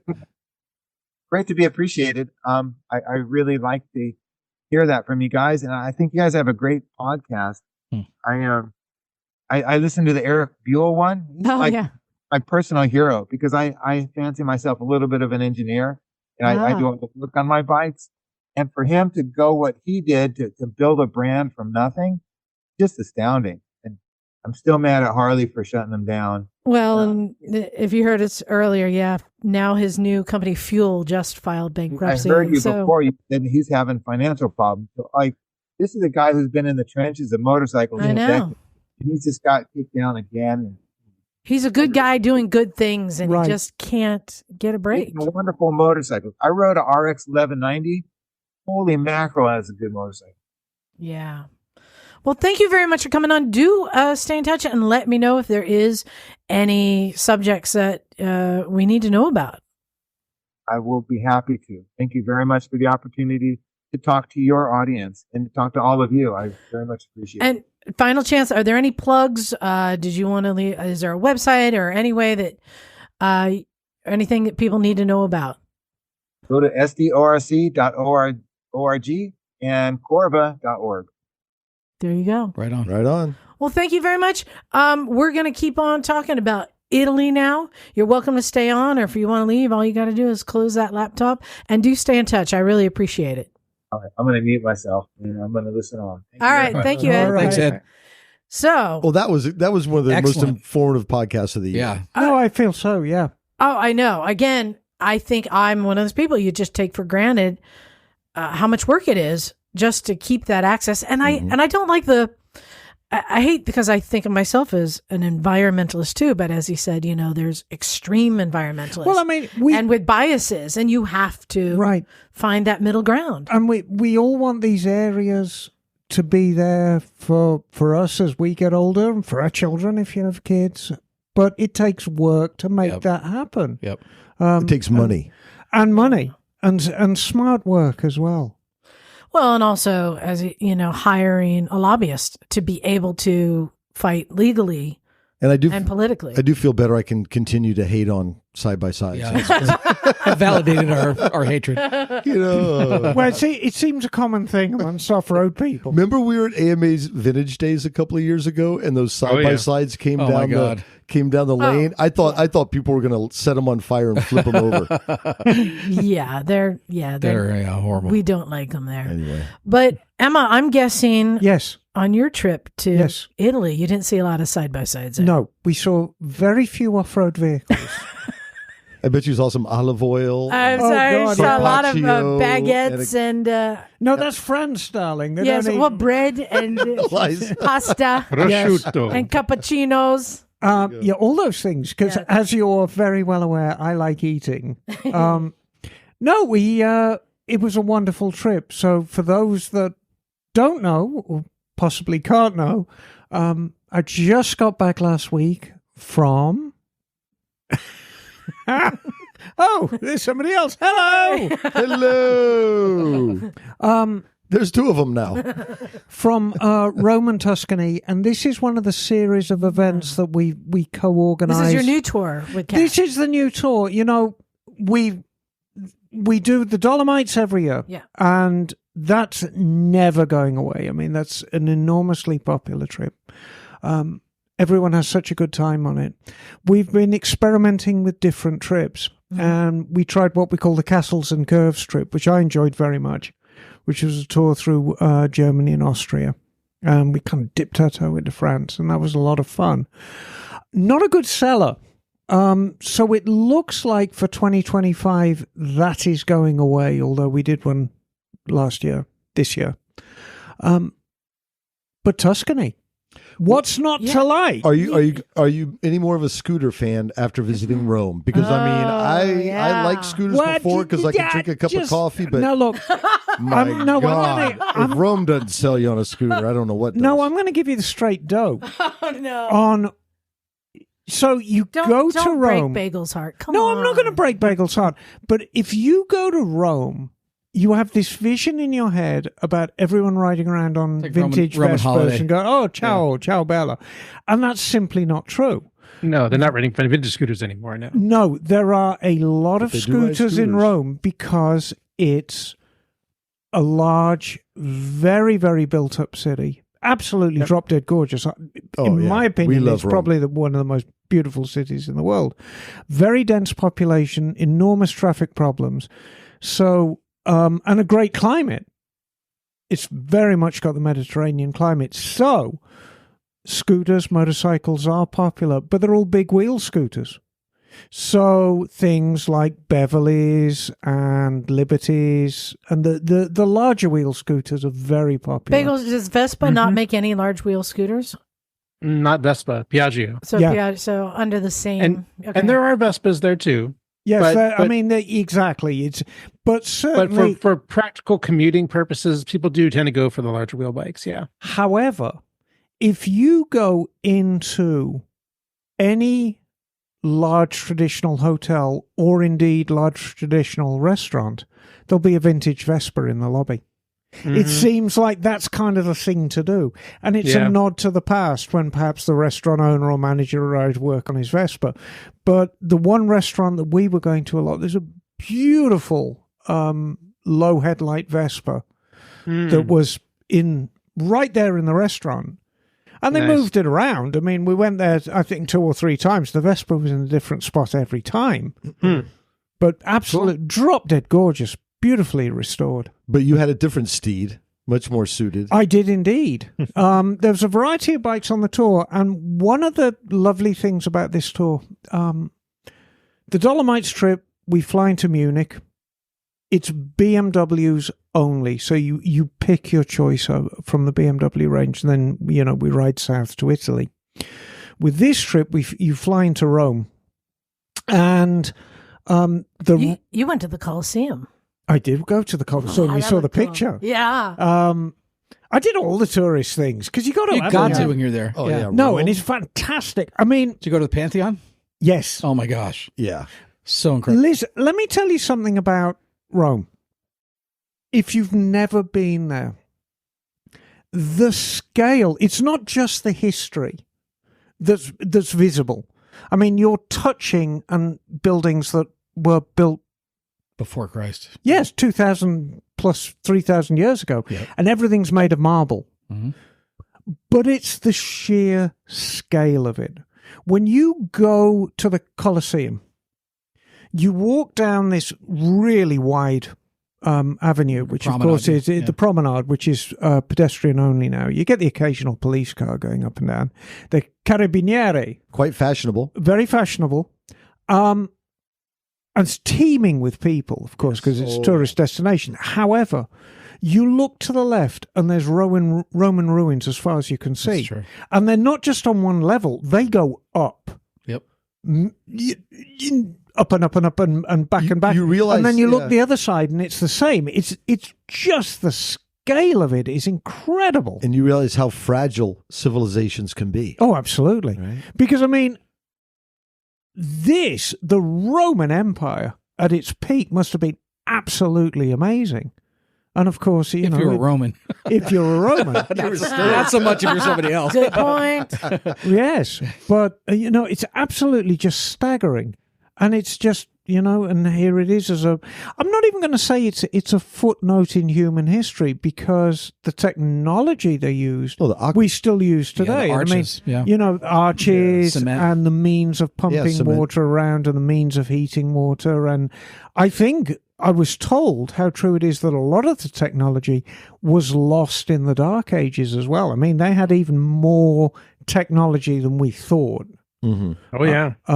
And a lot of it's been lost to time. But it's just absolutely amazing. So- I was captivated by the whole of the city. However, Yes. we're here to talk about I say, motorbikes. where did you pick up the bike? So, from a little hole-in-the-wall motorcycle shop on the outskirts of Giuseppe's? Rome. Yeah, Giuseppe's Motorcycles.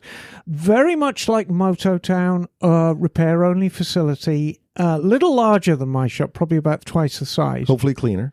No, I jest. it's exactly the same. It's grubby shop, which is just how I like them. But they're affiliated with HP Motorrad, who have rental facilities throughout Europe, and they've got this great selection of bikes. So we had quite a large group. I think we had 16 people. Whoa. Some couples who shared a bike. A lot of people were riding their own bike. BMWs, of course.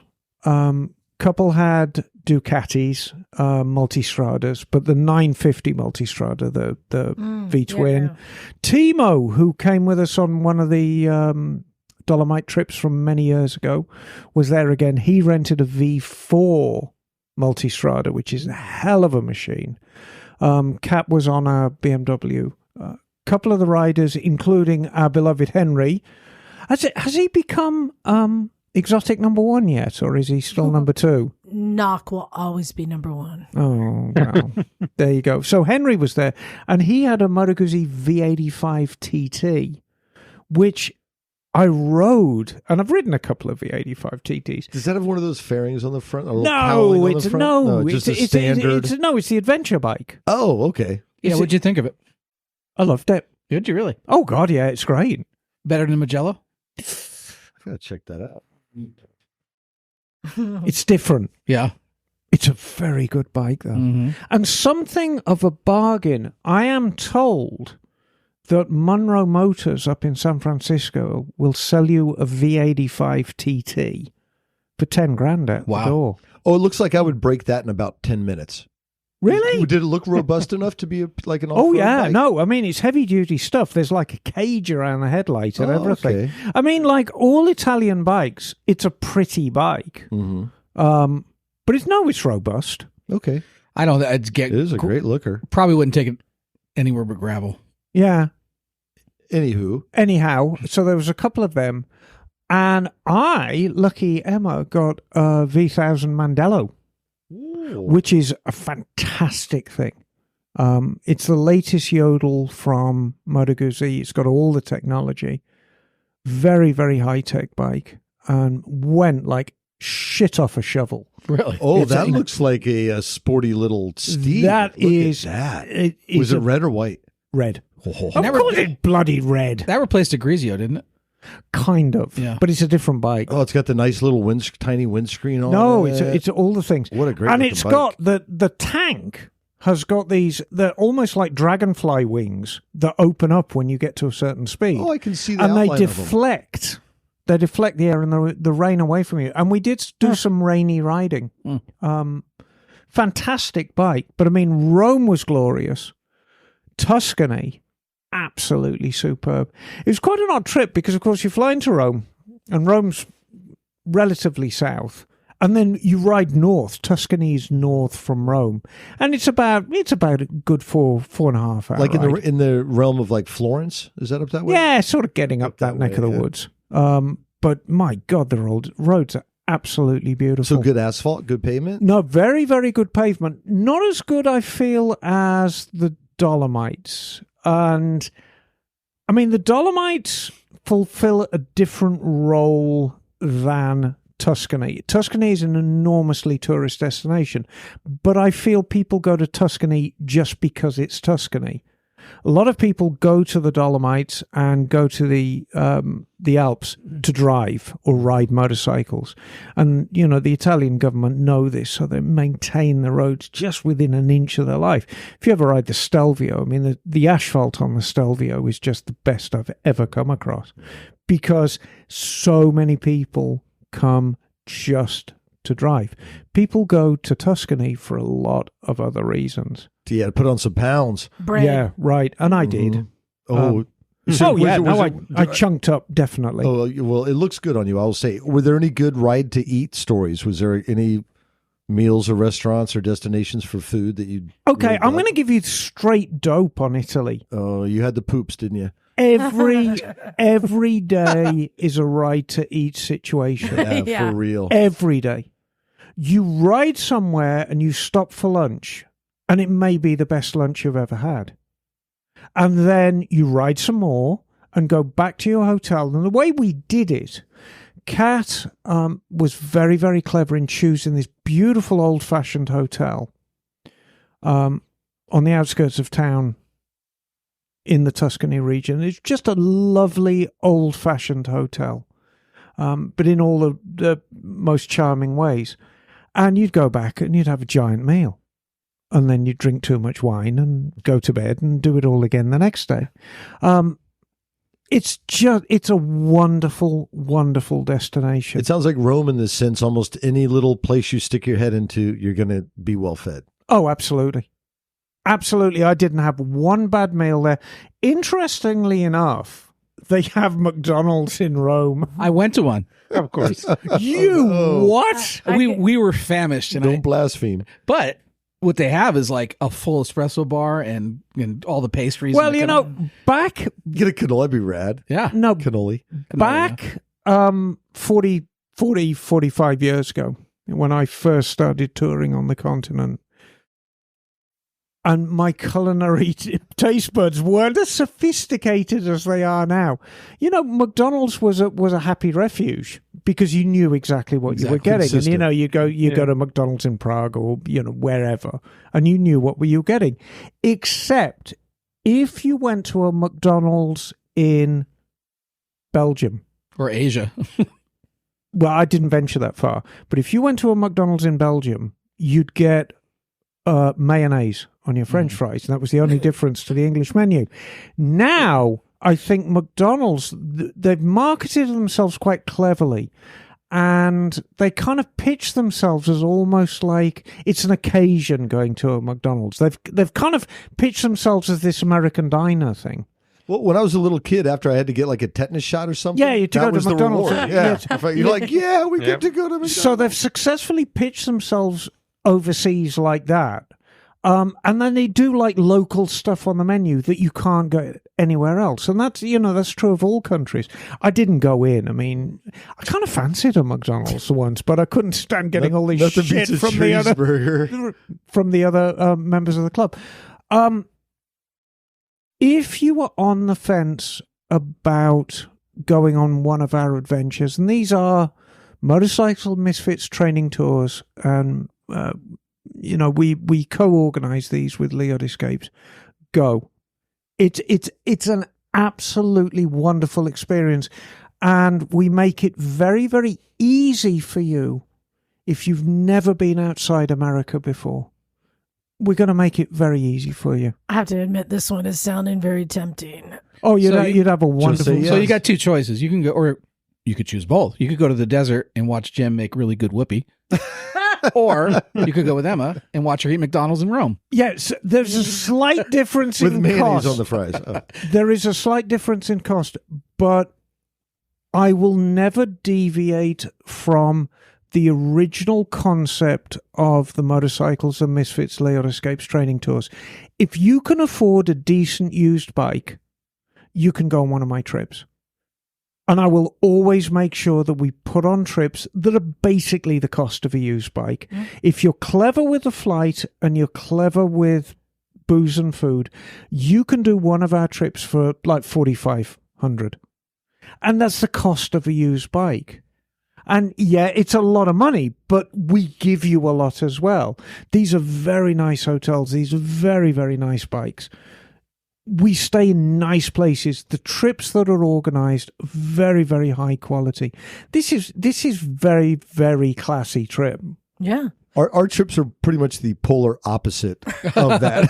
We get to poop in a hole. I'd like to poop in a hole. I'm glad that this worked out. I know this is kind of your first time doing this, so you think this will carry on No, next year? absolutely. It sounds like a great trip. I think moving forward for 2025, we're going to be doing the Dolomites. Of course, we're going to be doing the Dolomites because we always do the Dolomites, and it's a wonderful trip. We're going to do Roma and Tuscanny again. No question of that at all. We are quite excited. We're trying to put together a West Coast of America trip. And this is going to be primarily for Europeans who want to come and experience America. Experience some freedom riding. Dang. So that's going to involve Highway 1. It's going to involve perhaps San Francisco. It's going to involve a little bit of desert riding out by, maybe Vegas. It's going to be a complete tour. And, we're just kind of trying to get through the mechanics of it now and partner with somebody over there. But for 2025, go on to Leod Escapes. We've already had people sign up for the Dolomites trip. I believe we've got a couple who've already signed up for Tuscany 2025. The dates are quite fluid. Dolomites always takes place, June, early July. Tuscany, it's a great time of year is October. The weather's still great. The tourists are gone, yeah. Well, not in Rome. Rome is super touristic. I don't think they ever leave, yeah. But it's a great time of year to visit. So that's probably what we're aiming for. But come and join us for 25. I want to get like it's a gladiator helmet, like a gladiator riding helmet. Well, I'm glad you had a wonderful trip. I know there were some listeners on that because I was seeing Facebook posts pop up, different people at Coliseum in different places. Absolutely. So that looked like a lot of fun. I wanted to get real quick. We only have a few emails. Let's just get to the first one, which is I think we need to encourage Bagel to buy another thing. Yes, especially if it doesn't run. And in fact, this comes from a listener made this suggestion. Bagel, you were sent an email. Do you have it? I do. There is a bring a trailer item for sale. How interested are you in this? And I'm going to show everyone in the room what this is. Oh. It's very cool, but I am not interested. I cannot take on another project right now. Even this one is running apparently. Emma, take a look at this. What do you think? Should Bagel buy this? It's on Bring a Trailer. Can you say what it is? Let me start the email. This is from Roy Hanks. Yeah. He says, just leaving this and running away. So what this is a 1946 Doodlebug Hiawatha Jumbo.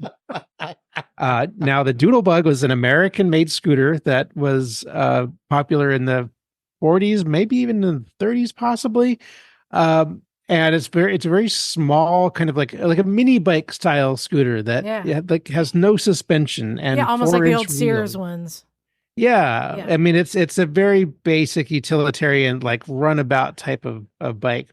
Now, this one comes with, you're very happy about this, Liza, because it has a sidecar. But not just any sidecar. Emma, describe this sidecar. I mean, the best way to describe this sidecar... A death trap? No, a death trap is not inappropriate. It's almost got like a Roman chariot. That's exactly what I was thinking. Kind of feel about it. A seated chariot, mind you, but yes, it is a very chariot-like feel to it. I feel that the riding position in the sidecar would be not dissimilar to sitting on a disabled toilet. Emma, I saw you riding in a mini bike sidecar today, and you also resembled sitting on a toilet. Well, squatty potty, darling, squatty potty.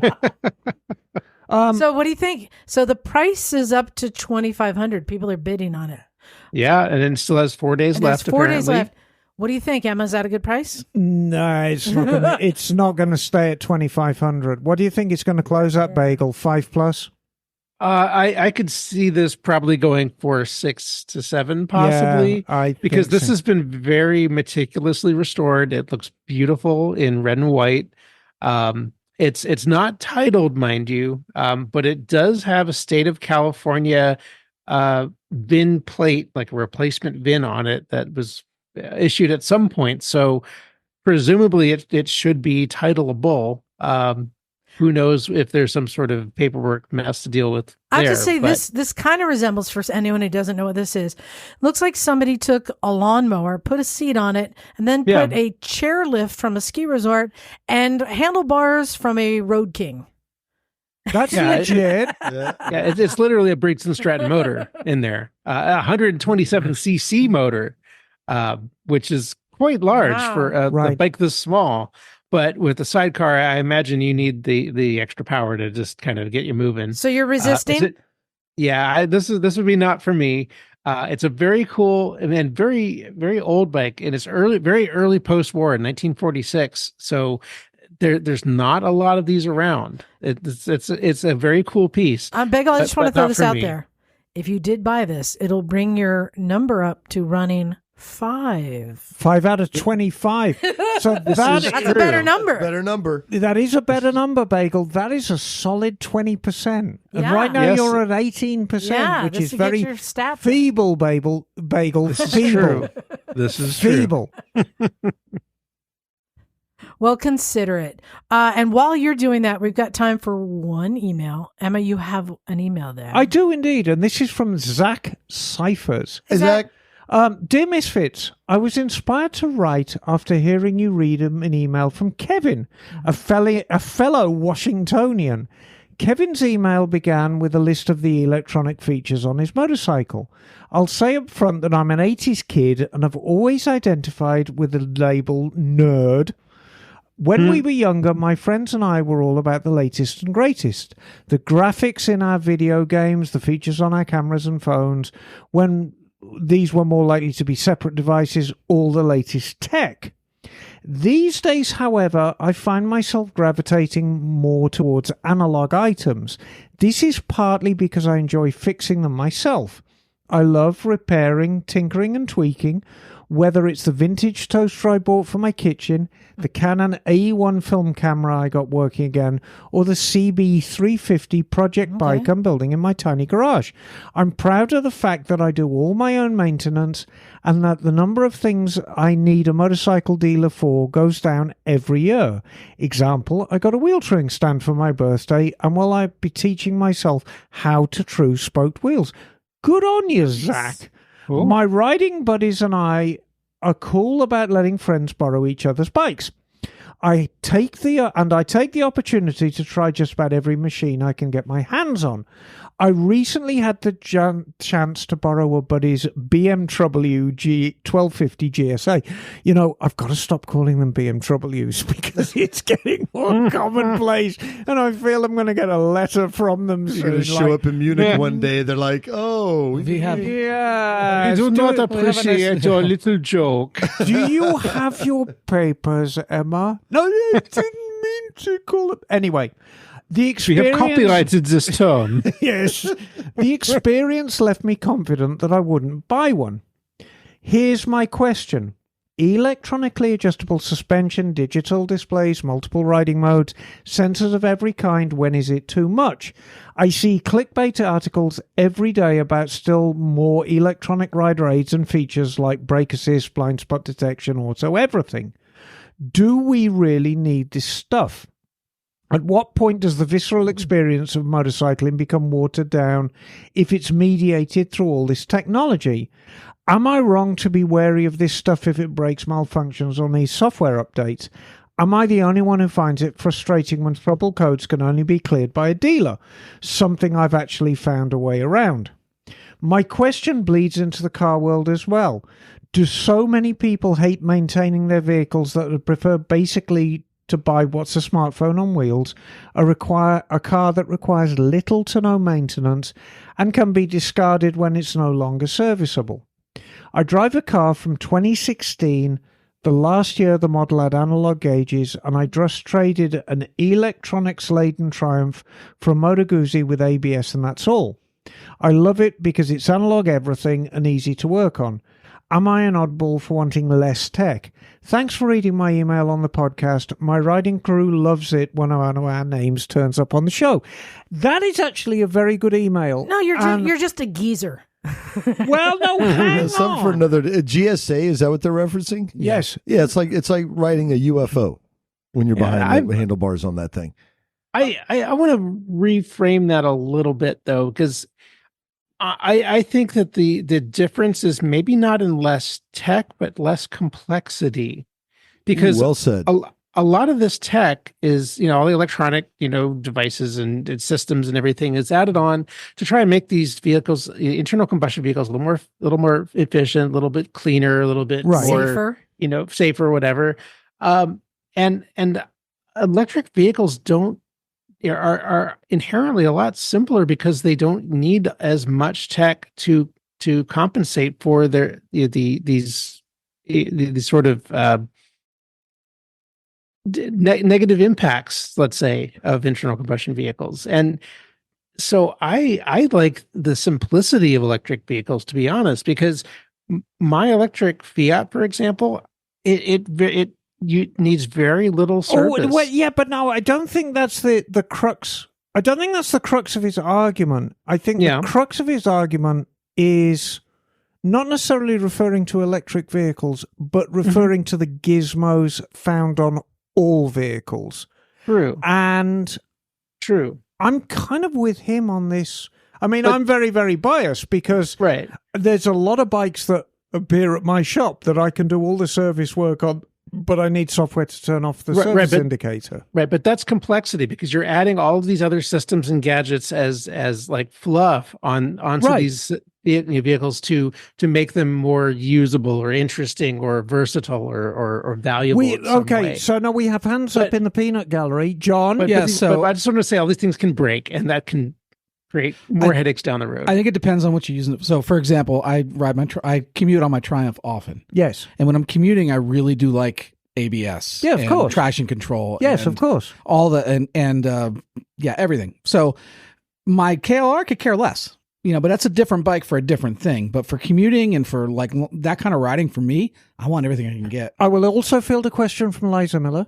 So, but I also get it because some good friends of mine recently had 5-year-old washer and dryer that were new and all the stuff both broke, and they were quoted a huge amount because you have to replace the whole board. And the repairman actually said, you're better off to go buy some 20-year-old units that just need to have the belt replaced every now and then. And they did because they do a lot of laundry. They got, family. And for them, it was like, just go get something. They said the new ones are not lasting very long. They're designed to break. But I get the pros and cons because you look at, I didn't even get into today, but somebody messaged me. They were down at Honda this weekend for cars, coffee, motorcycles in Southern California. And they got to see the new clutchless bike. The design, the new, it has a clutch, it has a shifter. You can use the shifter. So it's you not, have to not use the a shifter. DCT. No, it's not the DCT. You have to use the shifter, but you don't have to use the clutch. That technology will automatically clutch it for you. Sounds dumb. And so there's pros and cons. No, it actually Conversation for another day. It sounded perfect in Conversation. between. I would actually like to devote a large proportion of a show to this topic because Yeah, I agree. there are so many moving parts here. But I think technology is great if you are the primary or even the second owner of a vehicle. Yeah. The problem's going to become when you're the third or the fourth or the fifth owner. Oh, yeah. And it just That makes sense. stops being economical. And there is nothing as heartbreaking as having a perfectly functioning motorcycle that has an electrical quirk that renders it unusable. Yeah. And the cost to fix that electrical quirk far exceeds the cost of the bike. And yes, it's happened. Yeah, Bagel touched on it when he said, complexity. That's the issue. We love our tech, like front ABS and everything else, but when the complexity overshadows it, that's I think I'm going to I think I can You're going to wrap it up here? wrap this up and say that we like the technology now. We don't like it tomorrow. Because tomorrow it becomes a pain in the ass. You know what I mean? Well, Can be. Well, before we leave this subject, there's no better example than my Jag. Because I love my Jags. And my Jag, I've had it on a smog meter, and it's clean as a whistle. It never has a check engine light. It runs flawlessly. From an environmental standpoint, yes, it's a V8 car, but it's very, very clean. However, every 2 years, I fight to get it through the smog. And the reason being, it's got these things called readiness monitors, and it won't trip one readiness monitor. It's an entire software problem. It's the only quirk in the car, and every year it's an absolute fight to get it through the smog because of one tiny software glitch. And it annoys the living shit out of me. And I always manage to get it through by hook or by crook. But it's technology for technology's sake. Remember, this is still a 21-year-old car. I think it's pros and cons. There is no right answer. No, I mean, there really isn't. Yeah. But it's as these things get older, that's when your problems start. A 1250 GSA may be the most reliable bike on the road right now. Well, it's not, but nevertheless. But God help the owner who's buying one when it's 10 years old or 12 years old or 15 years old. Real quick, I need to make an announcement. Again, our 600th episode coming up November 17th. We're inviting people to join us. There's going to be games and prizes. And we got prizes? I'm going to be putting up a link at motorcyclesandmisfits.com. Right. You're going to go there, click on the link to basically to register to join us. And if you want to be in on any of the games, all you got to do is go to motorcyclesandmisfits.com. It will be there soon. I'll probably be making. Listen, tomorrow. these prizes and register. It costs you nothing, right? But we're going to be pulling names for competitors, and so you have to pre-register. Yeah, you got to pre-register. These prizes are so valuable; they're going to put you in the next tax bracket. Well, I mean, we've got some prizes. There you go. Yes. And I want to just thank again Ed Stovin for coming on and sharing. Yeah, he's a good egg. It was a great conversation. Yeah. I know. I think this is somebody great to keep up with and learn more in the future. But on that note, I think we're ready to get out of here. motorcyclesandmisfits@gmail.com is how you reach us. Send us your emails. We want to hear from you. And thank you very much for listening. We appreciate you. Time to get out of here. This is Liza. Stumpy John. Emma, darling. Naked Jim, son. Bagel. And we are out of here. Ooh, cool.